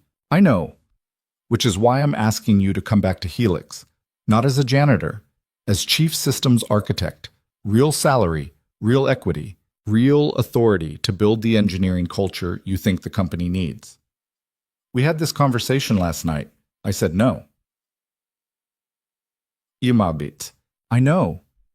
But last night I was offering you a job because I needed you. Today I'm offering because I think you're right about the system being broken, and I want to fix it, and I can't do that alone." Vanessa took a breath. "You said I'm better than I think I am. Prove it. Help me become the kind of leader who doesn't just build successful companies, but builds them the right way." Boss. Ethan looked past her into the hallway, his jaw working like he was chewing on thoughts too complicated to speak immediately. "I have conditions," he said. "Name them." "Emma comes first, always. I work reasonable hours, I'm home for dinner, and I don't miss school events because of some crisis that could have been prevented with better planning. If the company can't function without me being available 24/7, then the company needs better systems, not more of my time." Agreed. I want complete authority over engineering architecture and hiring. No interference from you. No veto power from investors. You want me to fix your engineering culture? I need the power to actually fix it. That's going to be harder to sell to the board. That's your problem. Those are my terms. Vanessa thought about Leonard and the other investors. Imagine trying to convince them to give an ex-janitor complete control over technical operations. It would be a fight, but she'd won fights before. "I'll make it happen," she said. "And one more thing." Ethan's expression hardened. "The community program I've been running in your basement becomes official company policy. Helix funds technology education for at-risk kids. Real funding, real facilities, real commitment. Not some token charity donation you can cut when quarterly numbers look bad. How much funding? 500,000 to start. $1 million annually after that." Vanessa did the math quickly. It was significant money, but not company destroying. More importantly, it was the kind of investment that would generate positive press and demonstrate corporate responsibility in ways investors actually liked. "Done," she said. "Anything else?" "Yeah, stop looking at me like I'm some charity case you're rescuing. I'm doing this because I believe in what technology can do when it's built right and used ethically. The moment I think you're compromising that vision for profit or growth, I walk. No warning, no negotiation, just gone. Fair enough?" Ethan stepped back and opened the door wider. "Come in." Emma should hear this conversation since it affects her life too. Vanessa entered the apartment, which was smaller than her walk-in closet, but surprisingly well organized. Emma sat at a tiny kitchen table working on math problems, watching the adults with obvious interest. "Emma," Ethan said, sitting down next to his daughter. "Vanessa wants me to take a different job at her company. It would pay more money and let us move to a better apartment, but it would also mean more responsibility and stress. I want to know what you think." "Ichikimate?" "Bats." Emma looked at Vanessa, then back at her father. "Would you be happy?" "I don't know. Maybe. The work would be challenging and meaningful. Would we still have time together?" "Yes. That's one of my conditions. I don't work crazy hours that keep me away from you." Emma considered this with the seriousness of someone much older. "Then I think you should do it. You miss building things. You tell me that sometimes when you think I'm asleep." Barty. Ethan's expression softened in a way Vanessa had never seen. He pulled Emma into a hug that the girl returned fiercely. "Okay," he said quietly. "I'll do it." They returned to Helix together, Ethan riding in Vanessa's Tesla while providing detailed instructions on how to fix the authentication bottleneck. By the time they arrived, he'd outlined a complete solution that Sarah's team could implement in under 2 hours. The engineering floor erupted in relieved chaos when Ethan walked in. David practically ran over to greet him. "Thank God you're here. We've been drowning." "I'm not here to save you," Ethan said, his voice carrying across the room. "I'm here to teach you how to save yourselves. Gather everyone who's working on authentication. We're doing this together." For the next 90 minutes, Ethan walked the engineering team through his architecture, explaining not just what to fix, but why the fix worked and how to recognize similar problems in the future. He was patient and thorough, treating even basic questions with respect, creating an atmosphere where people felt safe, admitting they didn't understand something. Vanessa watched from the edge of the room, seeing her engineering team transform from stressed firefighters into engaged students. This was what real leadership looked like, not commanding from above, but elevating people to solve their own problems. By 4:30 p.m. the authentication system was working properly. Error rates dropped to negligible levels. Performance returned to acceptable ranges. Customer complaints stopped flooding the support queue. Vanessa called Leonard at 4:45. "Problem solved," she said. "Authentication system is stable, error rates are down, and we've implemented monitoring to catch similar issues before they become critical." "How did you fix it so quickly?" Ethan Cole came back. "I convinced him to join Helix permanently as Chief Systems Architect.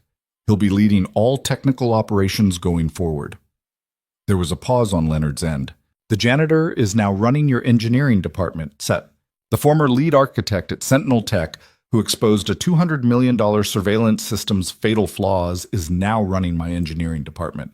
His employment history at Helix is irrelevant compared to his technical competence." "That's quite a gamble." "So was funding a 30-year-old CEO with no prior management experience. You took that gamble, and it paid off. This one will too." Leonard laughed, the first time Vanessa had heard genuine amusement from him in weeks. "I'll reserve judgment, but I'm not pulling funding, yet. I'll take it." The call ended, and Vanessa found Ethan in the conference room reviewing system logs with Sarah. He looked up when she entered. "We're stable?" "We're stable. Investors are satisfied. Launch is still on schedule." Vanessa sat down across from him. "I need to tell the board about your new position. That's going to be an interesting conversation." "Want me there?" "No, this is my fight. You focus on getting your team ready for launch." Ethan nodded, already turning back to the logs. Then he paused and looked at her again. "Thank you," he said, "for coming to my apartment, for respecting my conditions, for actually listening instead of just trying to get what you wanted. Thank you for giving me a second chance. I know I didn't deserve it. Maybe not, but Emma said you seem nice and she's a better judge of character than I am. So I'm trusting her judgment." Vanessa smiled, feeling something warm and unfamiliar in her chest. "Smart kid." The smartest. She gets it from her mother's side. I'm just stubborn."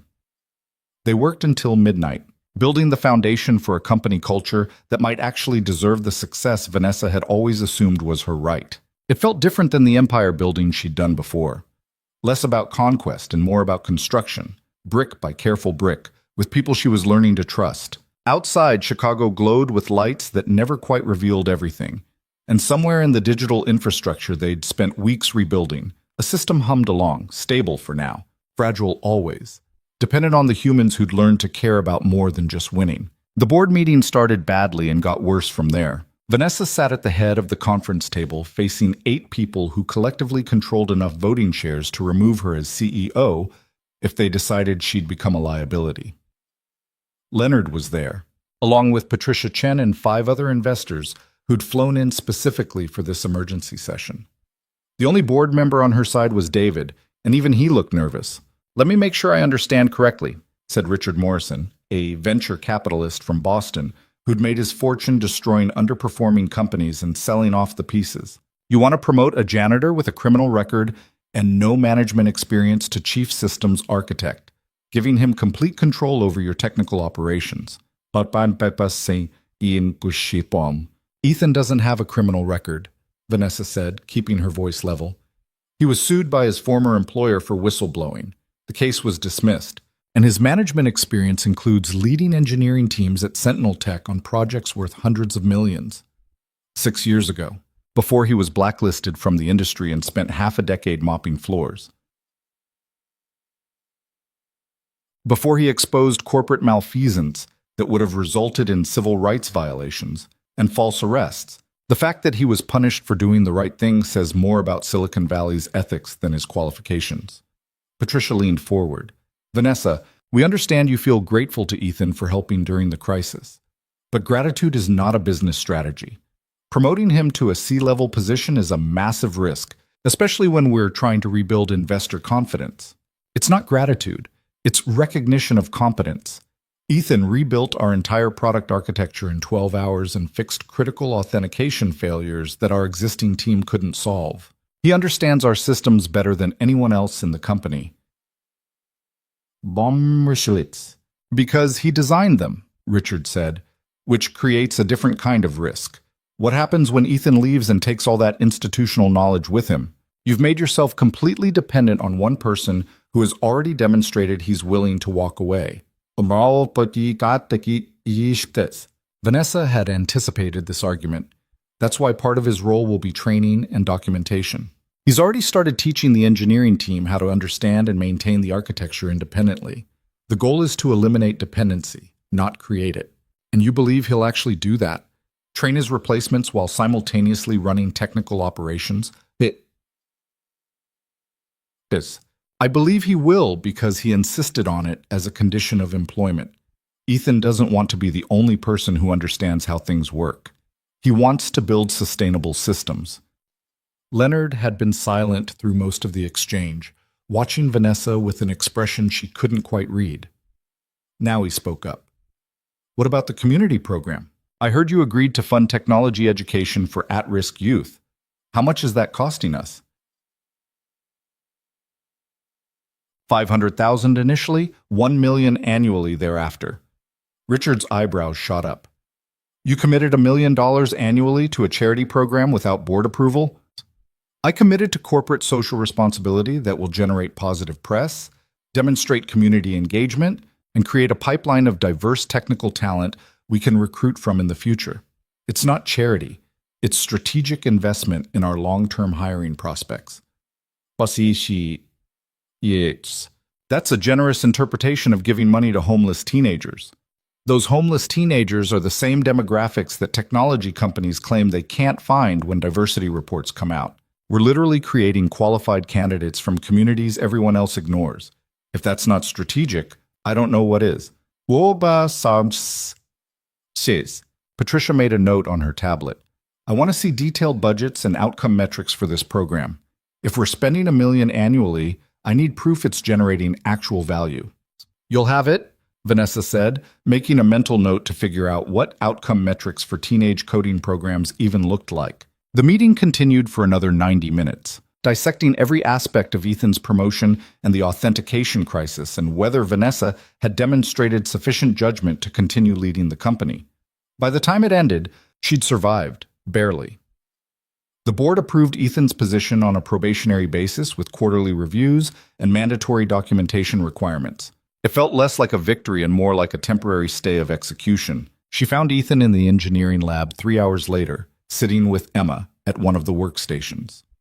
The girl was typing code while Ethan watched over her shoulder, occasionally pointing out syntax errors or suggesting better approaches. She's coding, Vanessa asked, approaching carefully. Ethan looked up. She's been coding since she was 6. Emma's better at Python than half my college graduates. Emma didn't look away from the screen. I'm building a password manager. Dad says most people use terrible passwords that get hacked in like 2 seconds. Your dad is right about that. Are you going to fire him? Emma asked bluntly, still typing. The kids at school said rich people fire workers all the time for no reason. Vanessa crouched down next to the workstation so she was at Emma's eye level.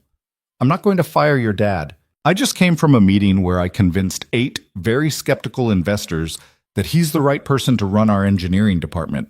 Did they believe you? Mostly. Some of them think I'm making a mistake. Are you? The question was so direct, so unfiltered, that Vanessa found herself answering honestly. I don't know. Your dad is brilliant and principled and exactly what this company needs. But he's also been hurt badly by the tech industry, and I'm asking him to trust a system that already failed him once. That's a lot to ask. Emma finally looked up from her code. Dad says you're different than other bosses. He says you actually listen when people talk instead of just waiting for your turn to speak. He said that? Last night, I asked him why he decided to work for you, and that's what he told me. Emma returned her attention to the screen. Also, he said you pay better than janitor jobs, and we can finally get an apartment with 2 bedrooms, so I don't have to sleep on the couch anymore. Vanessa felt something twist in her chest. She'd known intellectually that Ethan struggled financially, but hearing it from his 8-year-old daughter made it visceral in a way abstract knowledge never could. Your dad's starting salary is $180,000 with benefits and equity, Vanessa said. That should be enough for a much better apartment.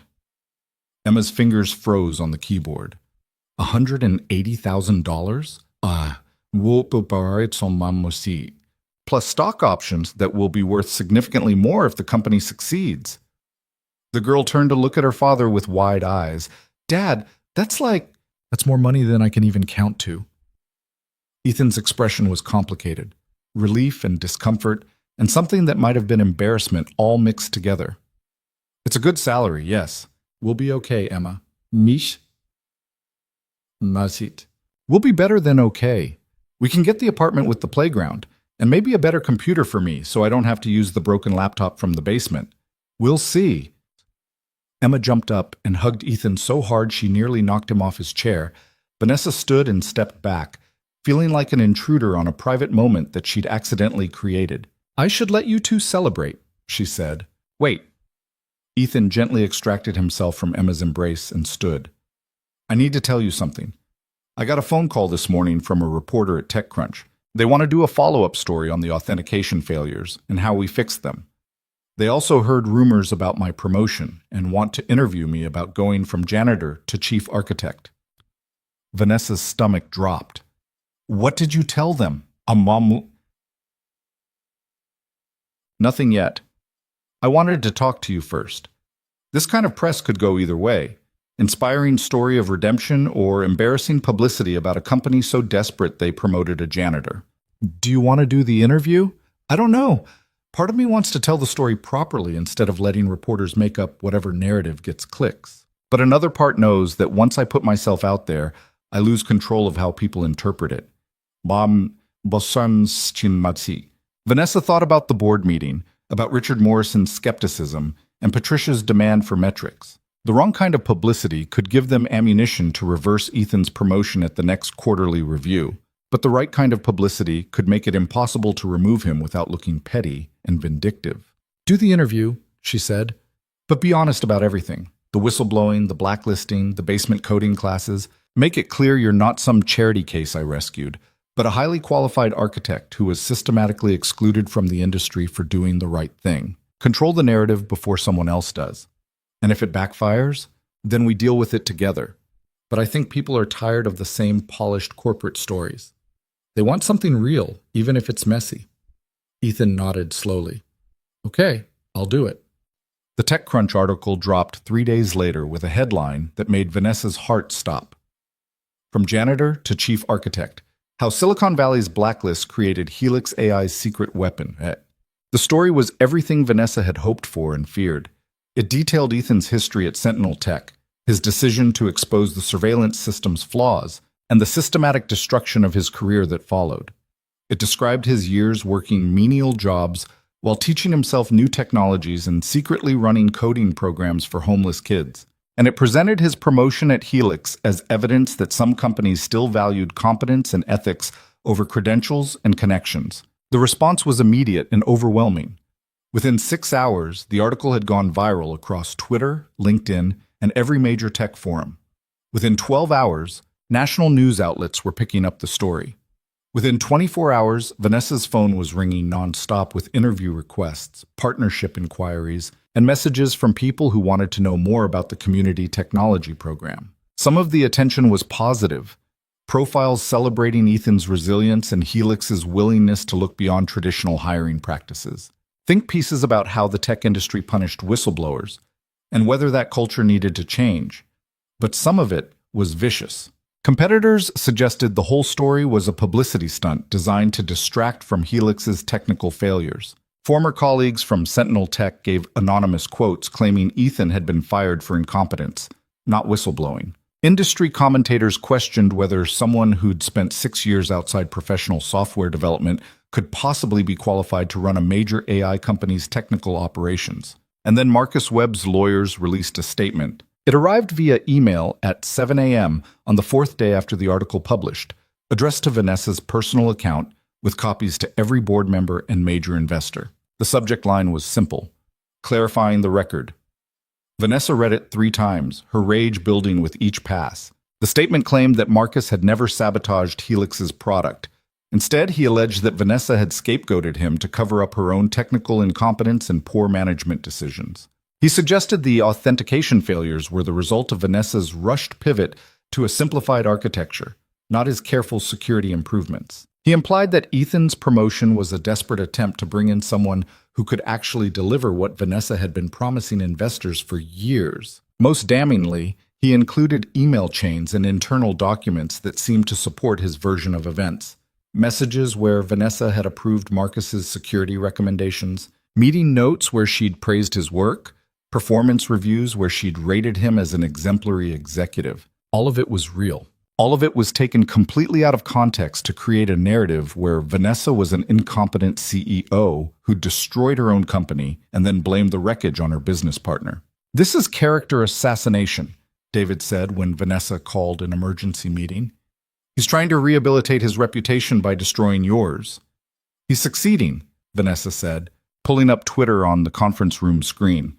"Look at this. It's all." The response to Marcus's statement was splitting public opinion. Half the comments defended Vanessa and questioned Marcus's motives. The other half suggested she was exactly the kind of arrogant, unqualified founder who gave the tech industry a bad name. "We need to respond," David said. "Legal team, counterstatement, full documentation of Marcus's sabotage. Hit back hard."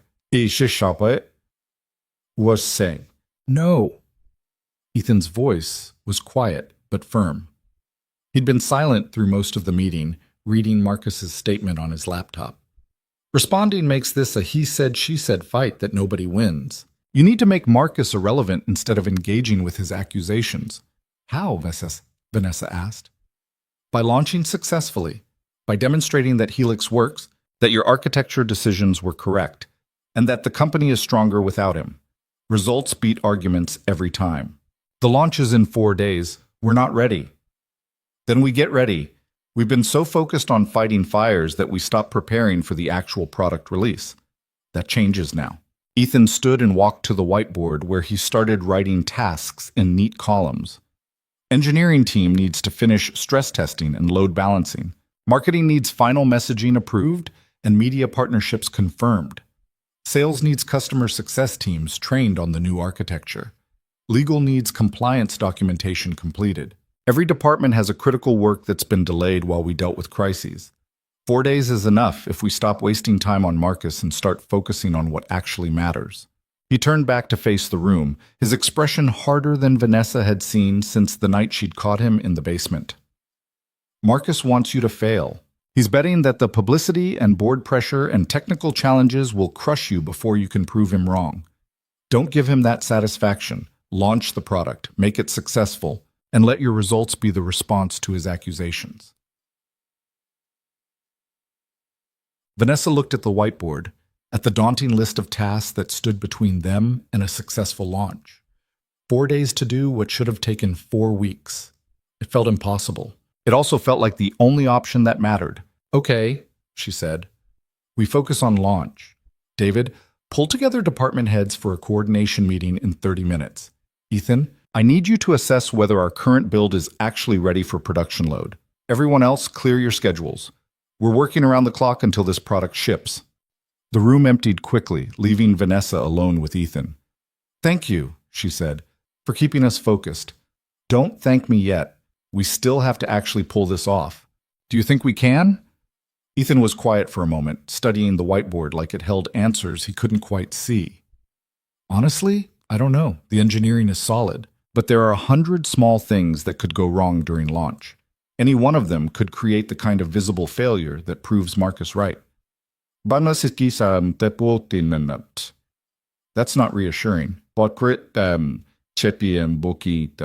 You didn't ask for reassurance. You asked if we could succeed. The answer is maybe, if we're smart and lucky and willing to work harder than we've ever worked in our lives. He turned to face her directly.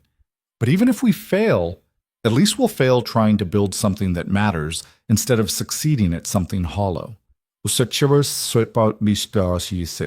Vanessa felt those words settle somewhere deep.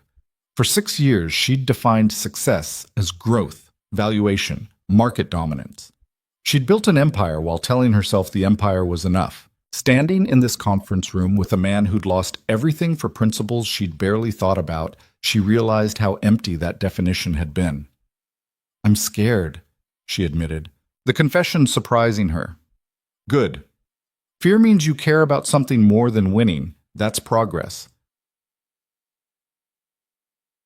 The next 4 days blurred into a continuous emergency that somehow stayed just barely under control.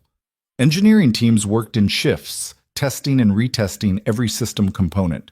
Marketing finalized launch messaging that emphasized reliability and focused functionality over the comprehensive feature set they'd originally promised.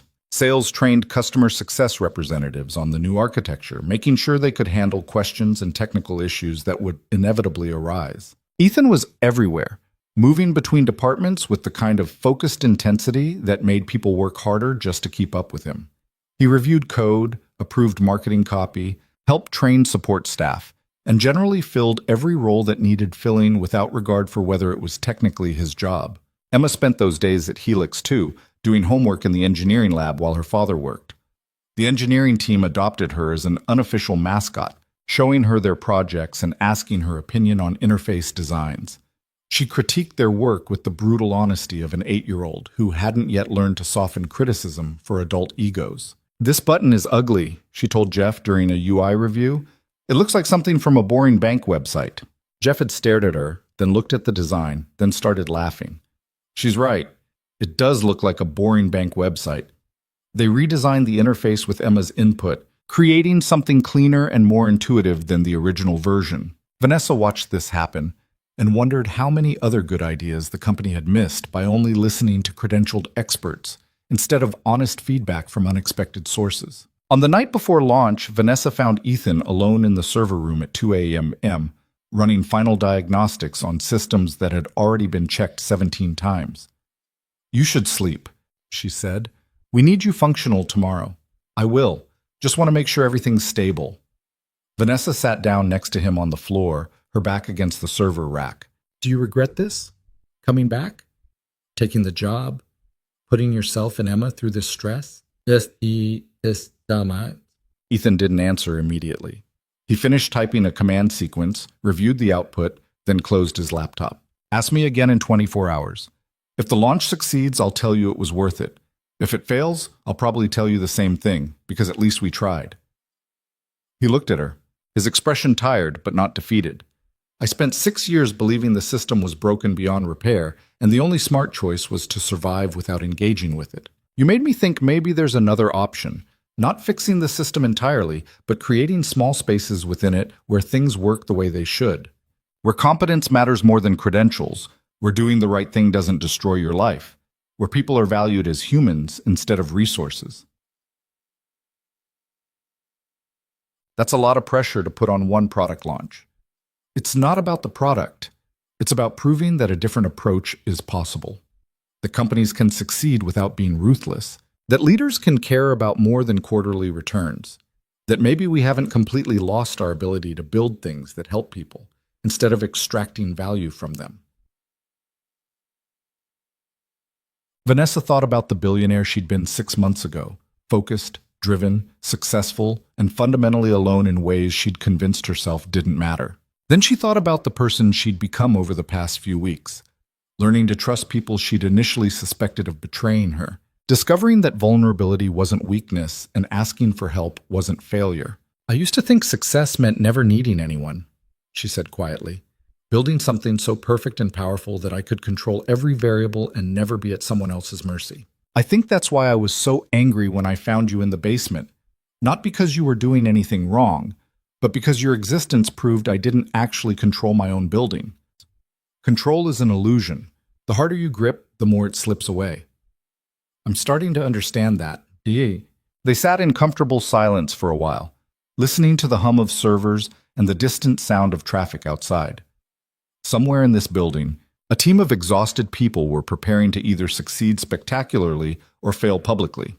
Either way, they'd done it together, which felt like its own kind of victory.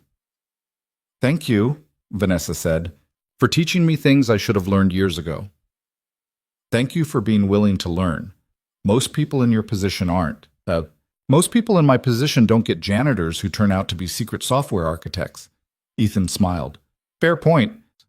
Launch day arrived with a storm system that battered Chicago with rain hard enough to flood intersections and turn the morning commute into chaos. Vanessa stood in the executive conference room watching lightning split the sky while her phone buzzed with messages from employees asking if they should work from home. "Everyone comes in," she told David. "I want the entire team here for this." By 9 a.m., Helix was packed with people who'd spent weeks preparing for a moment that would either validate everything they'd built or prove all the skeptics right. The product went live at 10 a.m. exactly, switching from beta access to full public availability with a ceremonial button press that Vanessa let Emma handle. "This is for all the kids who think they're not smart enough," Emma said, her hand hovering over the keyboard. "You are. You just need someone to believe in you." She pressed enter, and Helix AI officially launched. For the first 30 minutes, nothing dramatic happened. Users logged in, ran queries, generated reports, and used the system exactly as it was designed to be used. Response times stayed stable. Error rates remained negligible. The engineering team monitored dashboards that showed healthy green metrics across every system component. It was almost anticlimactic. Then the load started ramping up. Word spread through social media and tech communities that Helix had launched.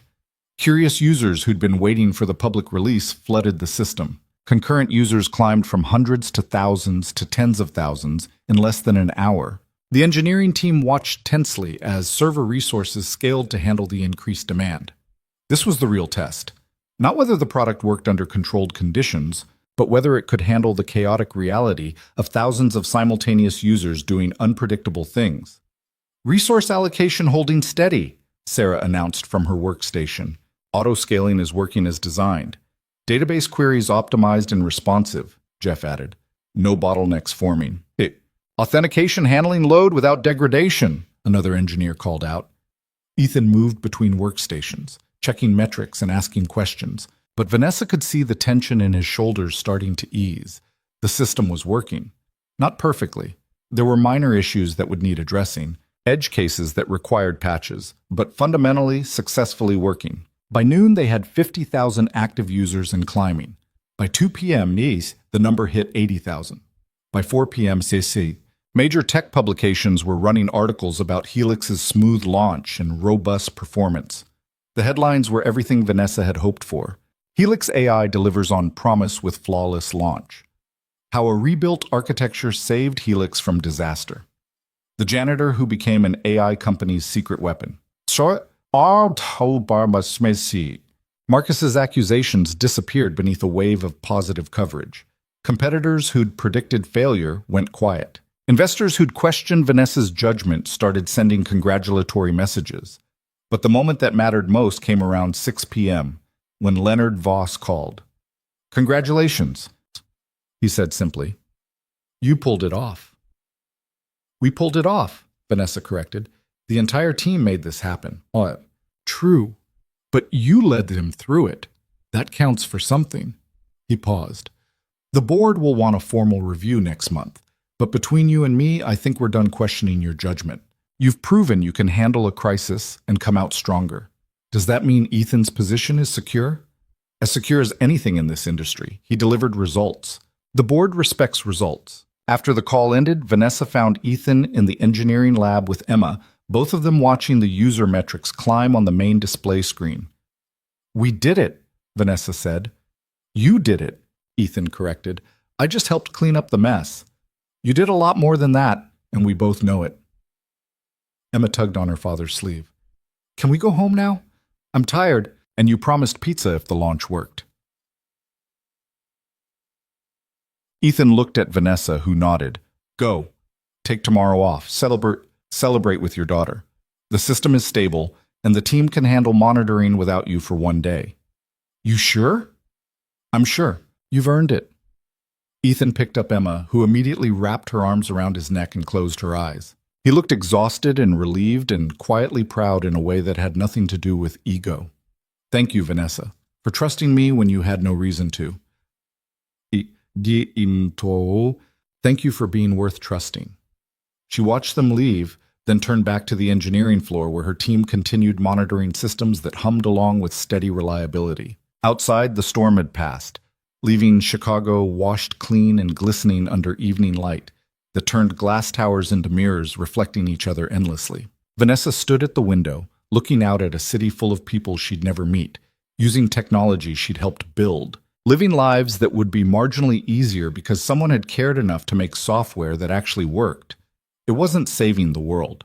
It wasn't revolutionary or transformative or any of the grandiose words startup founders like to use. But it was real, and it helped people, and maybe that was enough.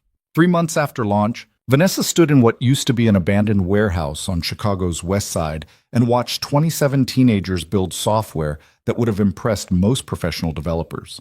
The space had been transformed, brick walls painted bright colors, workstations arranged in clusters that encouraged collaboration, whiteboards covered in code and diagrams, and the chaotic creativity of people learning to think in new ways. This was the Helix Technology Academy, the official version of what Ethan had been running secretly in the company basement. $500,000 in initial funding had turned into something real and permanent, with dedicated teachers, donated equipment, and a curriculum designed by Ethan himself. Maya, the girl in the oversized jacket from that first night, was teaching a newcomer how to debug JavaScript.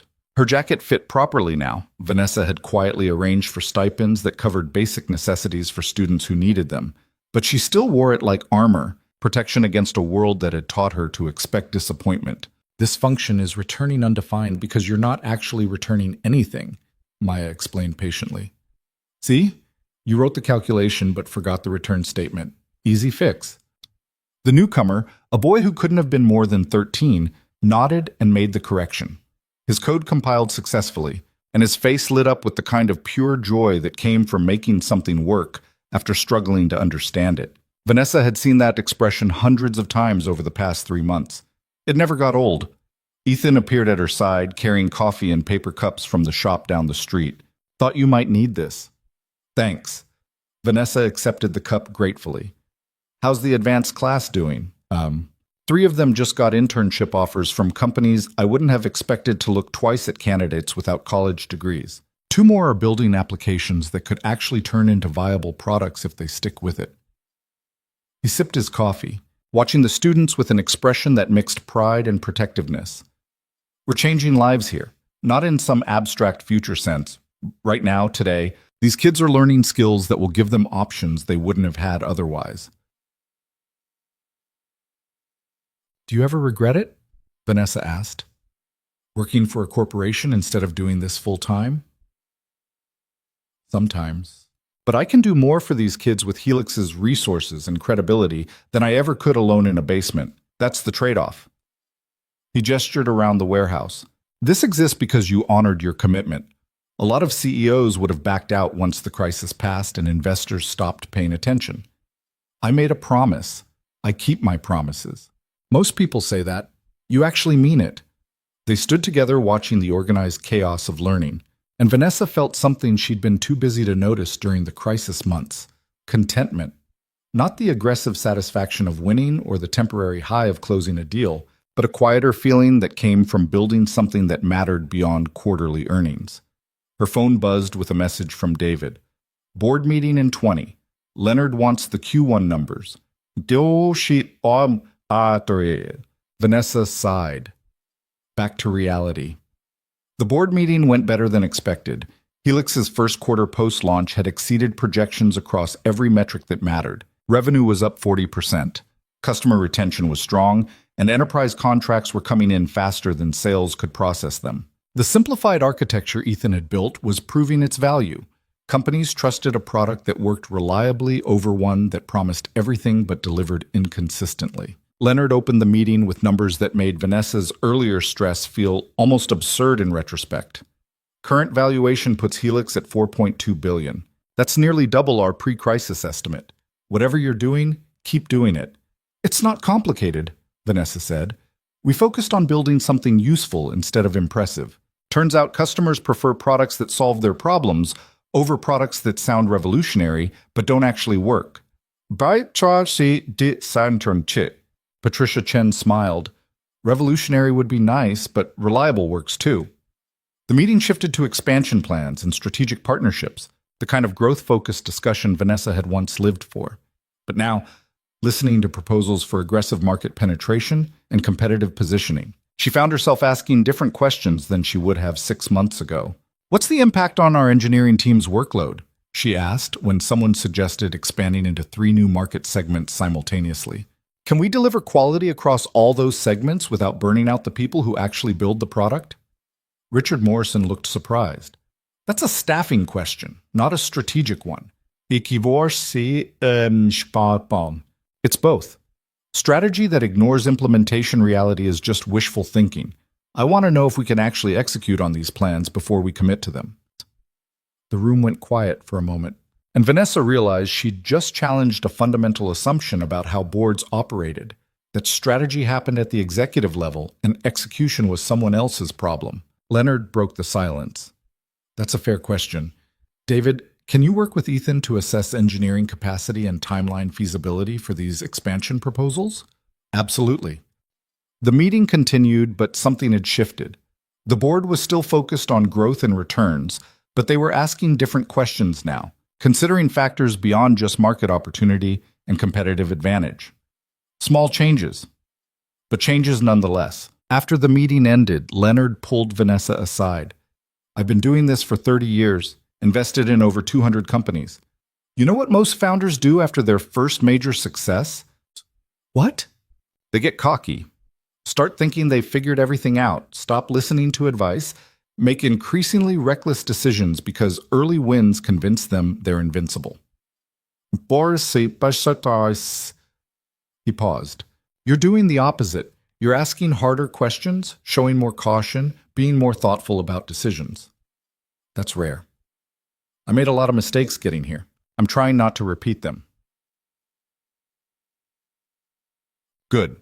Keep that attitude, and you'll build something that lasts instead of just something that burns bright and collapses. Vanessa returned to the engineering floor to find controlled chaos. A critical customer was reporting intermittent failures in their deployment, and the team was racing to diagnose the issue before it escalated into a broader problem. Ethan was in the middle of it, coordinating between 3 different engineers while simultaneously reviewing error logs on his laptop. He looked up when Vanessa approached. How bad? She asked. Not crisis level, but not good. Their implementation is hitting edge cases in our caching layer that our testing didn't catch. We can fix it, but it'll take a few hours. What do you need? Nothing from you. We've got this. He returned his attention to the screen, fingers flying across the keyboard. Vanessa started to walk away, then stopped.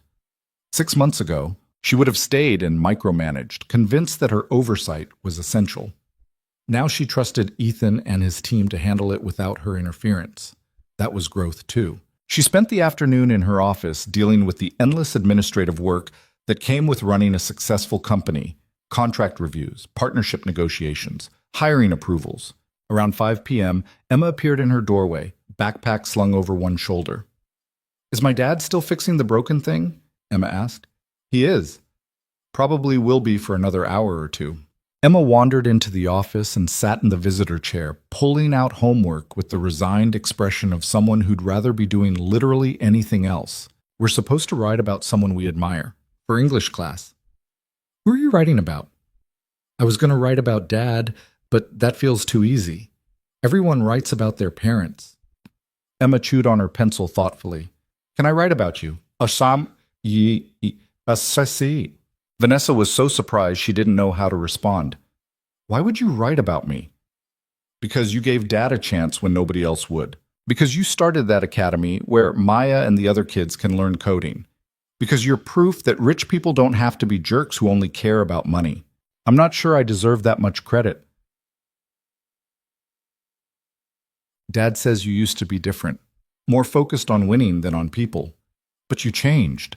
Emma looked up from her homework. That's harder than just being good from the start. Changing takes courage. Vanessa felt something warm and uncomfortable in her chest. Being praised for change meant acknowledging how much she'd needed to change in the first place, an admission that still stung even months later. You can write about me if you want, she said quietly, but maybe include that I'm still learning. I make mistakes all the time. That's what makes it interesting. Perfect people are boring.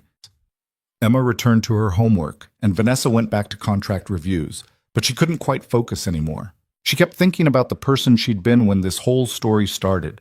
Suspicious, controlling, trusting no one, measuring success purely in market dominance and financial returns. That person had been successful by every conventional metric. She'd also been lonely and disconnected and fundamentally unable to see the humanity in people who didn't serve her immediate goals. She didn't want to be that person anymore. Around 7 p.m., Ethan knocked on her office door. Customer issue resolved. Turned out to be a configuration problem on their end, not our code. We walked them through the fix. Good. Emma's in here doing homework. See, Ethan entered and ruffled his daughter's hair affectionately. Ready to go home, kiddo? Can we get dinner first? Real dinner, not sandwiches. We can do that.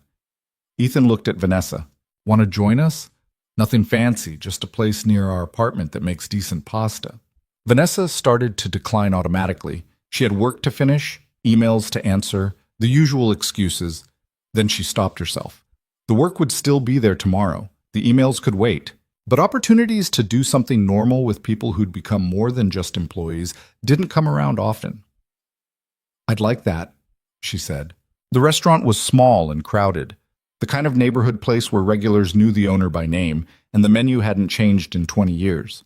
They squeezed into a corner booth, and Emma immediately started talking about school drama with the intensity of someone who'd been waiting all day for an audience. And then Marcus, not your evil Marcus, a different Marcus in my class, said that girls couldn't be good at math. And I told him that was stupid because I'm better at math than everyone, including him. And he got mad and told the teacher I was being mean. Emma paused to breathe. Was I being mean? You were being accurate, Ethan said. There's a difference. That's what I said. But the teacher gave me a lecture about being nice anyway. Vanessa found herself smiling. I had a teacher like that once. She told me I needed to let boys feel smart even when they were wrong, or nobody would like me. That's terrible advice. It really was. I spent years pretending to know less than I did so men wouldn't feel threatened. Took me a long time to unlearn that. Do you still do it sometimes? Yeah. The question was so direct, so insightful, that Vanessa had to think before answering honestly. Yeah, sometimes I do.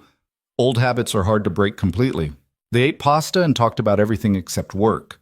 Emma's school projects, Ethan's plans for the Technology Academy's expansion, Vanessa's awkward relationship with her family, who still didn't quite understand what she did for a living. It was comfortable in a way Vanessa's usual social interactions never were, without the performance or strategic positioning that defined most of her professional relationships. Walking back to the car later, Emma between them holding both their hands, Vanessa felt something she hadn't felt in years, like she belonged somewhere. Not because of what she'd built or achieved, but just because of who she was. It was terrifying and wonderful in equal measure. The following week brought news that Marcus Webb had accepted a plea deal. In exchange for returning the money he'd stolen and providing evidence about the companies he'd been selling information to, prosecutors were dropping most of the criminal charges. He'd serve no jail time, just probation and community service. Vanessa read the legal documents with mixed feelings. Part of her wanted Marcus to face serious consequences for what he'd done. But another part understood that the legal system rarely delivered the justice people imagined. And sometimes you had to accept imperfect resolutions just to move forward. How do you feel about it? Ethan asked when she told him the news. Angry, relieved, disappointed, all of it at once. Vanessa set down the documents. He nearly destroyed everything we built. and his punishment is basically a slap on the wrist. True, but he also has to live with being the person who sabotaged his own company for money. That's its own kind of punishment. Is it enough? Probably not. But revenge isn't actually satisfying, even when you get it. I learned that the hard way with Sentinel Tech. Ethan leaned back in his chair. The best response to people who tried to destroy you is building something they can't touch. We did that. Marcus lost. That's enough. Vanessa wanted to argue, but found she couldn't. Ethan was right. Helix had survived and thrived despite Marcus's best efforts to kill it. That mattered more than whatever legal consequences he did or didn't face. 2 months later, the Helix Technology Academy held its first graduation ceremony. 23 students had completed the intensive 12-week program, mastering skills that ranged from basic programming to advanced system architecture. Several had already secured jobs or internships. Others were continuing their education with scholarships the academy had helped them obtain. Vanessa sat in the audience watching Maya give the student speech. The girl who'd been teaching debugging in an oversized jacket now stood confidently at a podium, talking about how technology had given her a future she'd never imagined possible. 6 months ago, I was sleeping in shelters and stealing Wi-Fi from coffee shops to watch coding tutorials on my phone, Maya said. I thought people like me didn't get to build things. We just survived while other people built the world around us. This program proved me wrong. It showed me that talent exists everywhere, but opportunity doesn't. And when someone gives you opportunity, you have a responsibility to use it well and pass it on to others who need it. The applause was loud and genuine. Vanessa looked at Ethan, who was standing near the stage watching his students with obvious pride, and felt her throat tighten with emotions she couldn't quite name. After the ceremony, graduates mingled with family and supporters, while volunteers served cake that probably violated several health codes but tasted good anyway. Emma had appointed herself unofficial photographer, documenting everything with a camera Ethan had bought her for her 9th birthday. Vanessa found herself talking to Maya's younger sister, a girl of maybe 14 who'd been sitting in the front row taking notes during the speeches. "Are you going to join the next session?" Vanessa asked. "If they'll take me. I'm not as smart as Maya." Maya wasn't as smart as Maya 6 months ago. The whole point is that you learn and get better. That's how this works. The girl looked skeptical but hopeful. "My mom says I should focus on getting a regular job instead of wasting time with computers." "Your mom is trying to keep you safe. Parents do that." Vanessa crouched down to the girl's eye level. But sometimes safe choices and good choices aren't the same thing. Learning technology won't guarantee success, but it gives you options. And having options is the difference between surviving and actually living. She watched the girl process this, saw the moment when skepticism shifted into possibility, and understood why Ethan had spent years teaching kids in basements, despite having every reason to give up on the world that had given up on him. Later that evening, after the ceremony ended and the warehouse emptied, Vanessa stayed behind to help clean up. Ethan was stacking chairs while Emma swept confetti that had somehow gotten everywhere. "This was good," Vanessa said, tying up a trash bag. "Really good." "It was perfect," Ethan corrected. 23 kids who were invisible to the system now have skills and confidence and a shot at futures they wouldn't have had otherwise. That's as perfect as things get. The next session starts in 2 weeks. We have 47 applications. Can we handle that many? We'll figure it out. We always do. What? They finished cleaning in comfortable silence, then walked out together into a Chicago evening that had finally started feeling like spring. Emma ran ahead to the car, and Vanessa and Ethan followed at a slower pace. "Thank you," Ethan said quietly, "for keeping your promise about funding this program. A lot of people would have quietly reduced the budget once the publicity died down." "I told you I keep my promises." "You did. I'm just not used to people meaning it." They reached the parking lot where their cars sat next to each other. Vanessa's Tesla and Ethan's replacement for the 10-year-old Honda, a certified pre-owned sedan that wasn't flashy but was reliable and safe for Emma. Material evidence of lives that had changed, not dramatically but significantly, in ways that mattered. "Can I ask you something?" Vanessa said. "Do you ever think about going back to San Francisco, returning to the tech scene there now that you've rebuilt your reputation?" Ethan was quiet for a moment, considering the question seriously. Sometimes. But then I remember why I left. Not because I was blacklisted, but because that world makes people think success only counts if it's massive and public and changes entire industries. I don't think like that anymore. I think small, deliberate impact is just as valid as disrupting markets. That's the opposite of what Silicon Valley teaches. I know, which is why I'm not going back. Braskan, Emma called from the car, impatient to leave, and Ethan waved to acknowledge her before turning back to Vanessa. What about you? He asked. Ever regret staying in Chicago instead of moving to the valley where Helix would probably be worth $10 billion by now? Vanessa thought about the person she'd been when she started this company, the empire-building CEO who'd measured success in valuations and market dominance. Then she thought about the person she was becoming, someone who still cared about building successful companies, but had started caring equally about how those companies treated people and what they actually contributed to the world. I don't regret it, she said. $4 billion in Chicago building something sustainable is better than $10 billion in San Francisco burning through people to chase growth. When did you get so wise? When a janitor called me out for being arrogant and blind, and then proceeded to save my company while teaching me what actually matters. Ethan smiled, the genuine smile that showed up rarely but transformed his entire face when it did.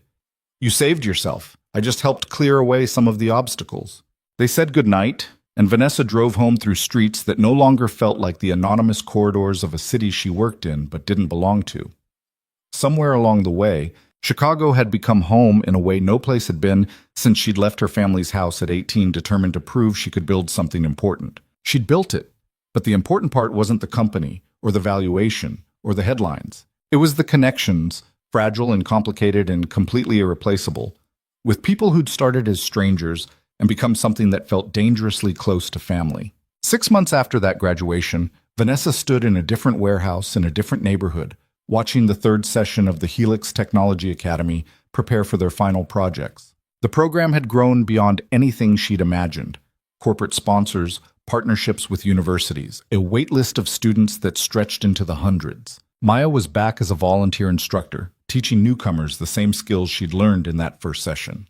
Several other graduates had returned in similar roles, creating a cycle where people who'd been helped were now helping others. Ethan had hired 3 of the Academy's graduates as junior developers at Helix proper, bringing them into the company as full employees with benefits and career paths and all the stability they'd never had before. One of them was already showing the kind of talent that made senior engineers nervous about being outperformed. The technology industry was starting to notice. Articles about Helix's hiring practices, its community investment, and its refusal to burn through employees in pursuit of growth appeared regularly in business publications. Some of it was genuine interest in alternative corporate models. Some was skepticism about whether this approach could scale or sustain. Vanessa didn't particularly care which. The results spoke for themselves. Her phone buzzed with the message from Leonard. Board meeting next week, need to discuss acquisition offer from Tech Corp. They're serious. $12 billion cash. $12 billion.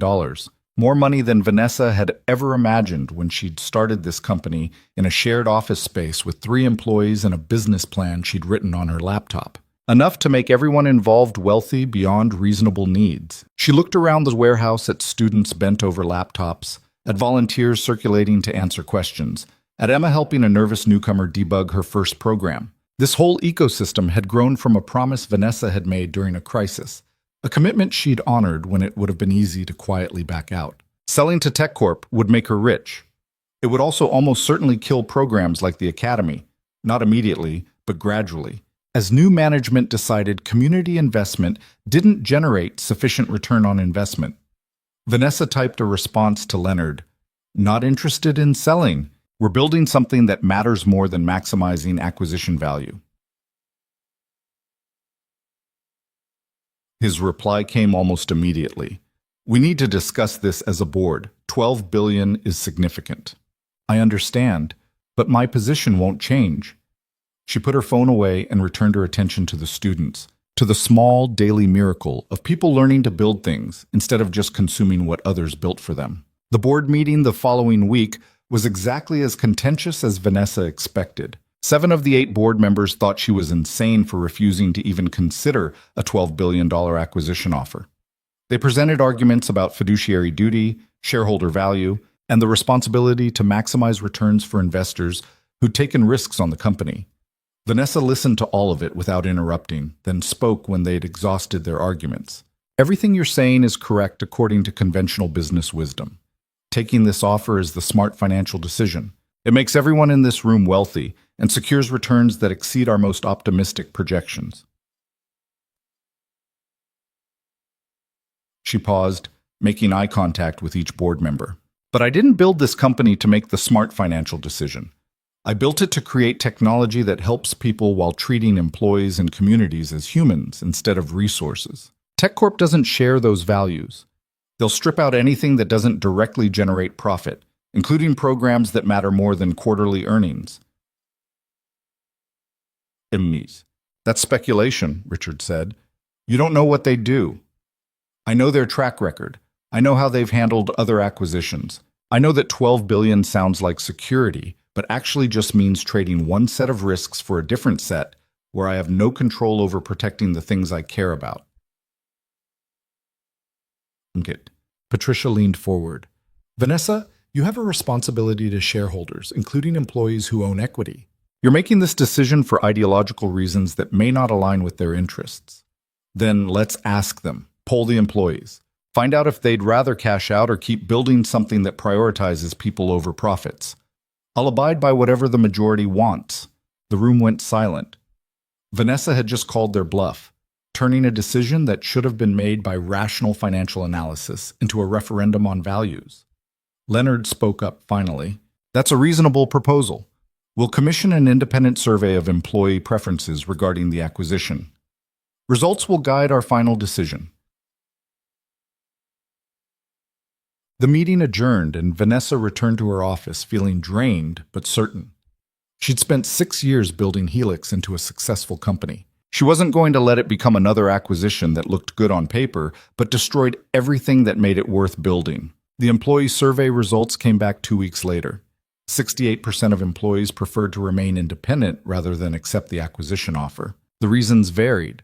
Some cited the company culture, others mentioned the community programs. Many pointed to Ethan's leadership and the engineering team's autonomy as things they didn't want to risk losing. The board accepted the results grudgingly. TechCorp's offer was declined. Helix remained independent, worth less on paper, but worth more in ways that didn't show up on balance sheets. Emma turned 10 that summer. Ethan threw a party at their new apartment, a 2-bedroom place in a better neighborhood with actual furniture and a kitchen that didn't have appliances held together with duct tape.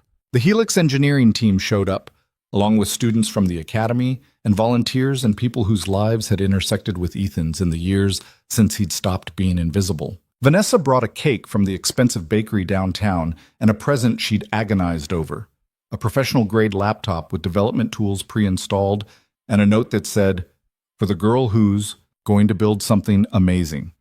Emma opened it carefully, her eyes going wide when she saw what was inside. "This is too much." "It's exactly enough," Vanessa said. "You're going to need good tools for all the ideas I know you're already planning." The party spilled out onto the apartment's small balcony, where Ethan found Vanessa later that evening watching the sunset paint Chicago in gold and orange light. "Thank you for coming," he said. "Emma was hoping you would. I wouldn't have missed it." They stood in comfortable silence for a while, listening to laughter from inside the apartment, where Emma was showing off her new laptop to anyone who would look. "I've been thinking," Ethan said eventually, "about what comes next.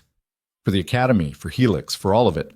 And I want to scale the Academy model, not just one location in Chicago, but programs in other cities using the same curriculum and values.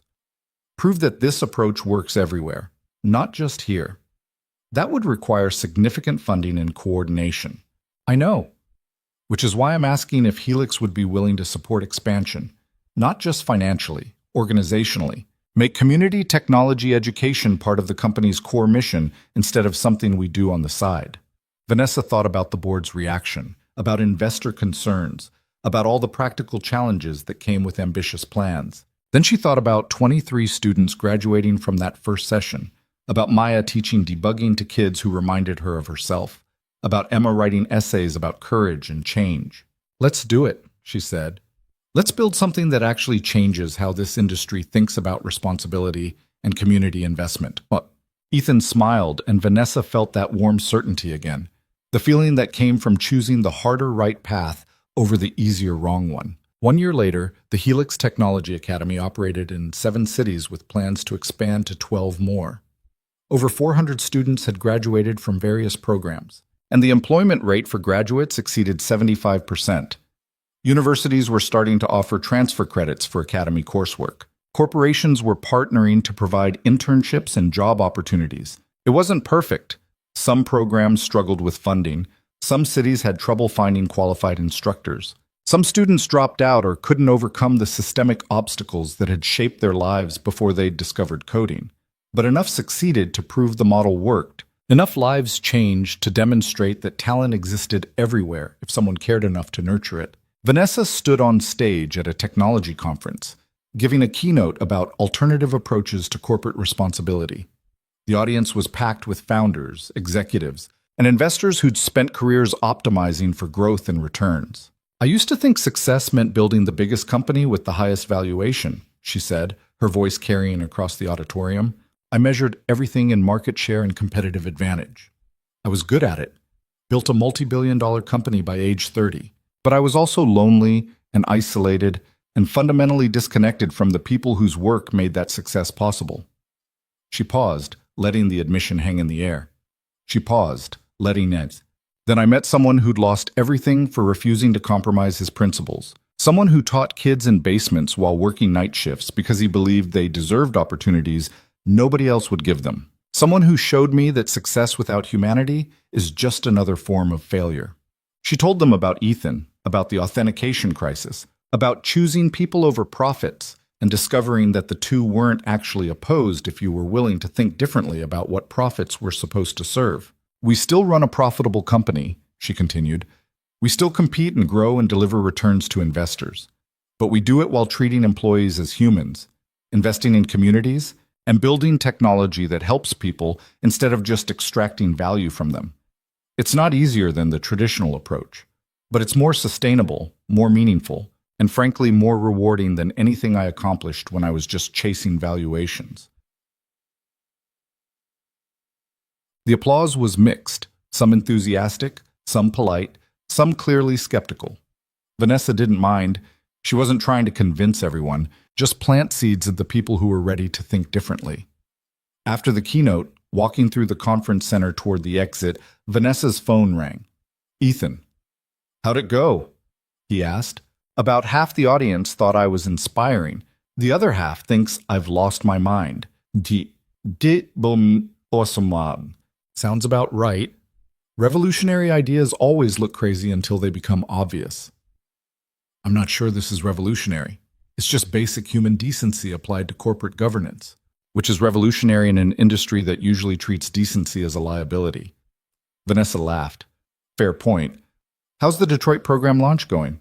"Rocky.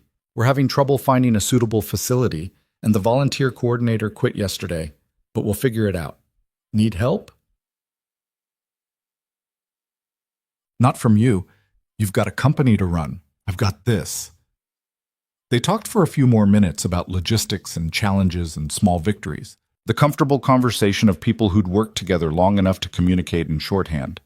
When the call ended, Vanessa stood in the conference center lobby watching people network and exchange business cards and perform the elaborate dance of professional advancement. She'd been one of them once, relentlessly focused on building connections that could advance her career. Now she had different priorities, different measures of success, different questions about what actually mattered. It wasn't that she'd stopped caring about building a successful company. She just cared about other things equally now, and that made all the difference. Months turned into years. Helix continued growing, not at the explosive pace Silicon Valley celebrated, but steadily and sustainably.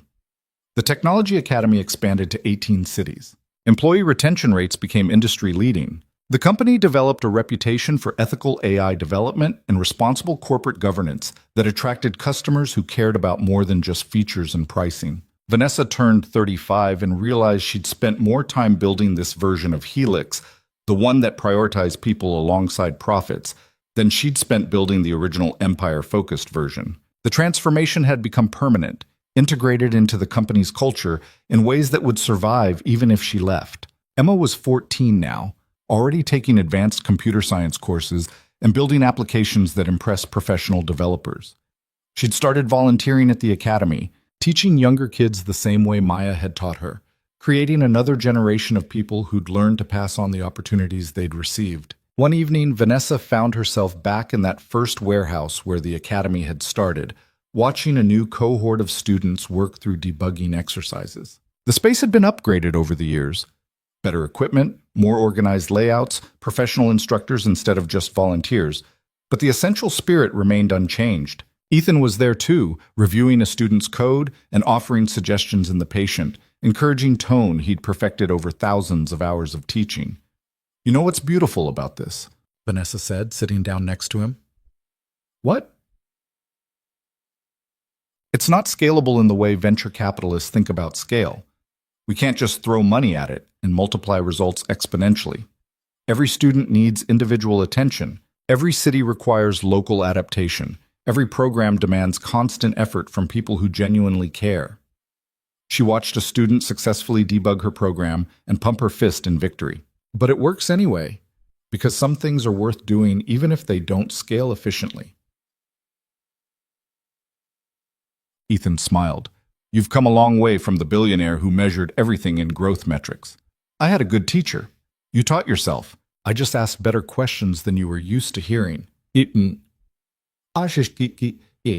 sat together in comfortable silence, watching the organized chaos of learning, both of them knowing that nothing they'd built was permanent or guaranteed. Companies failed, programs lost funding, people moved on to other priorities. The only constant was change, and the only protection against it was building things worth fighting for when the inevitable challenges arrived. But for now, in this moment, everything worked. Students learned, teachers taught, a company thrived while treating people with dignity, and two people who'd started as strangers had become something that felt like family. It was enough. Years from now, when Emma graduated college and started building her own company, she'd remember these lessons, that success meant more than just winning, that people mattered as much as profits, that courage sometimes looked like changing your mind when you discovered you'd been wrong about fundamental things. Years from now, when Maya became a lead developer at a major tech company and started her own mentorship programs, she'd pay forward the opportunities she'd received, creating ripples that extended far beyond anything Vanessa or Ethan could measure or control. Years from now, when other companies looked at Helix's model and decided to try similar approaches to corporate responsibility, the industry would shift incrementally toward valuing humans alongside returns, proving that alternatives existed even in systems designed to resist them. But all of that was future possibility, uncertain and unknowable. What mattered now was the present. This warehouse full of students, this company built on trust instead of control, this quiet revolution happening in small daily choices to do things differently than they'd been done before. Vanessa stood and walked toward the exit, ready to head home, but not quite ready to leave. Ethan caught up with her near the door. "You okay?" he asked. "Yeah, just thinking about how different everything is from where we started." "Different good or different complicated?" "Both, mostly good." She looked back at the warehouse one more time. "I used to think success meant never needing anyone, building something so perfect I controlled every variable. Now I think it means building something good enough that other people want to help protect it. That's wisdom talking. Or exhaustion. Hard to tell the difference sometimes." They walked out together into a Chicago evening that had started feeling like autumn, the air carrying that particular crispness that meant summer was ending and another cycle of seasons was beginning. Behind them, in the warehouse, students continued working on programs that would probably crash before they succeeded, learning the most important lesson anyone could learn, that failure was temporary, but giving up was permanent. And the difference between the two defined everything that came after.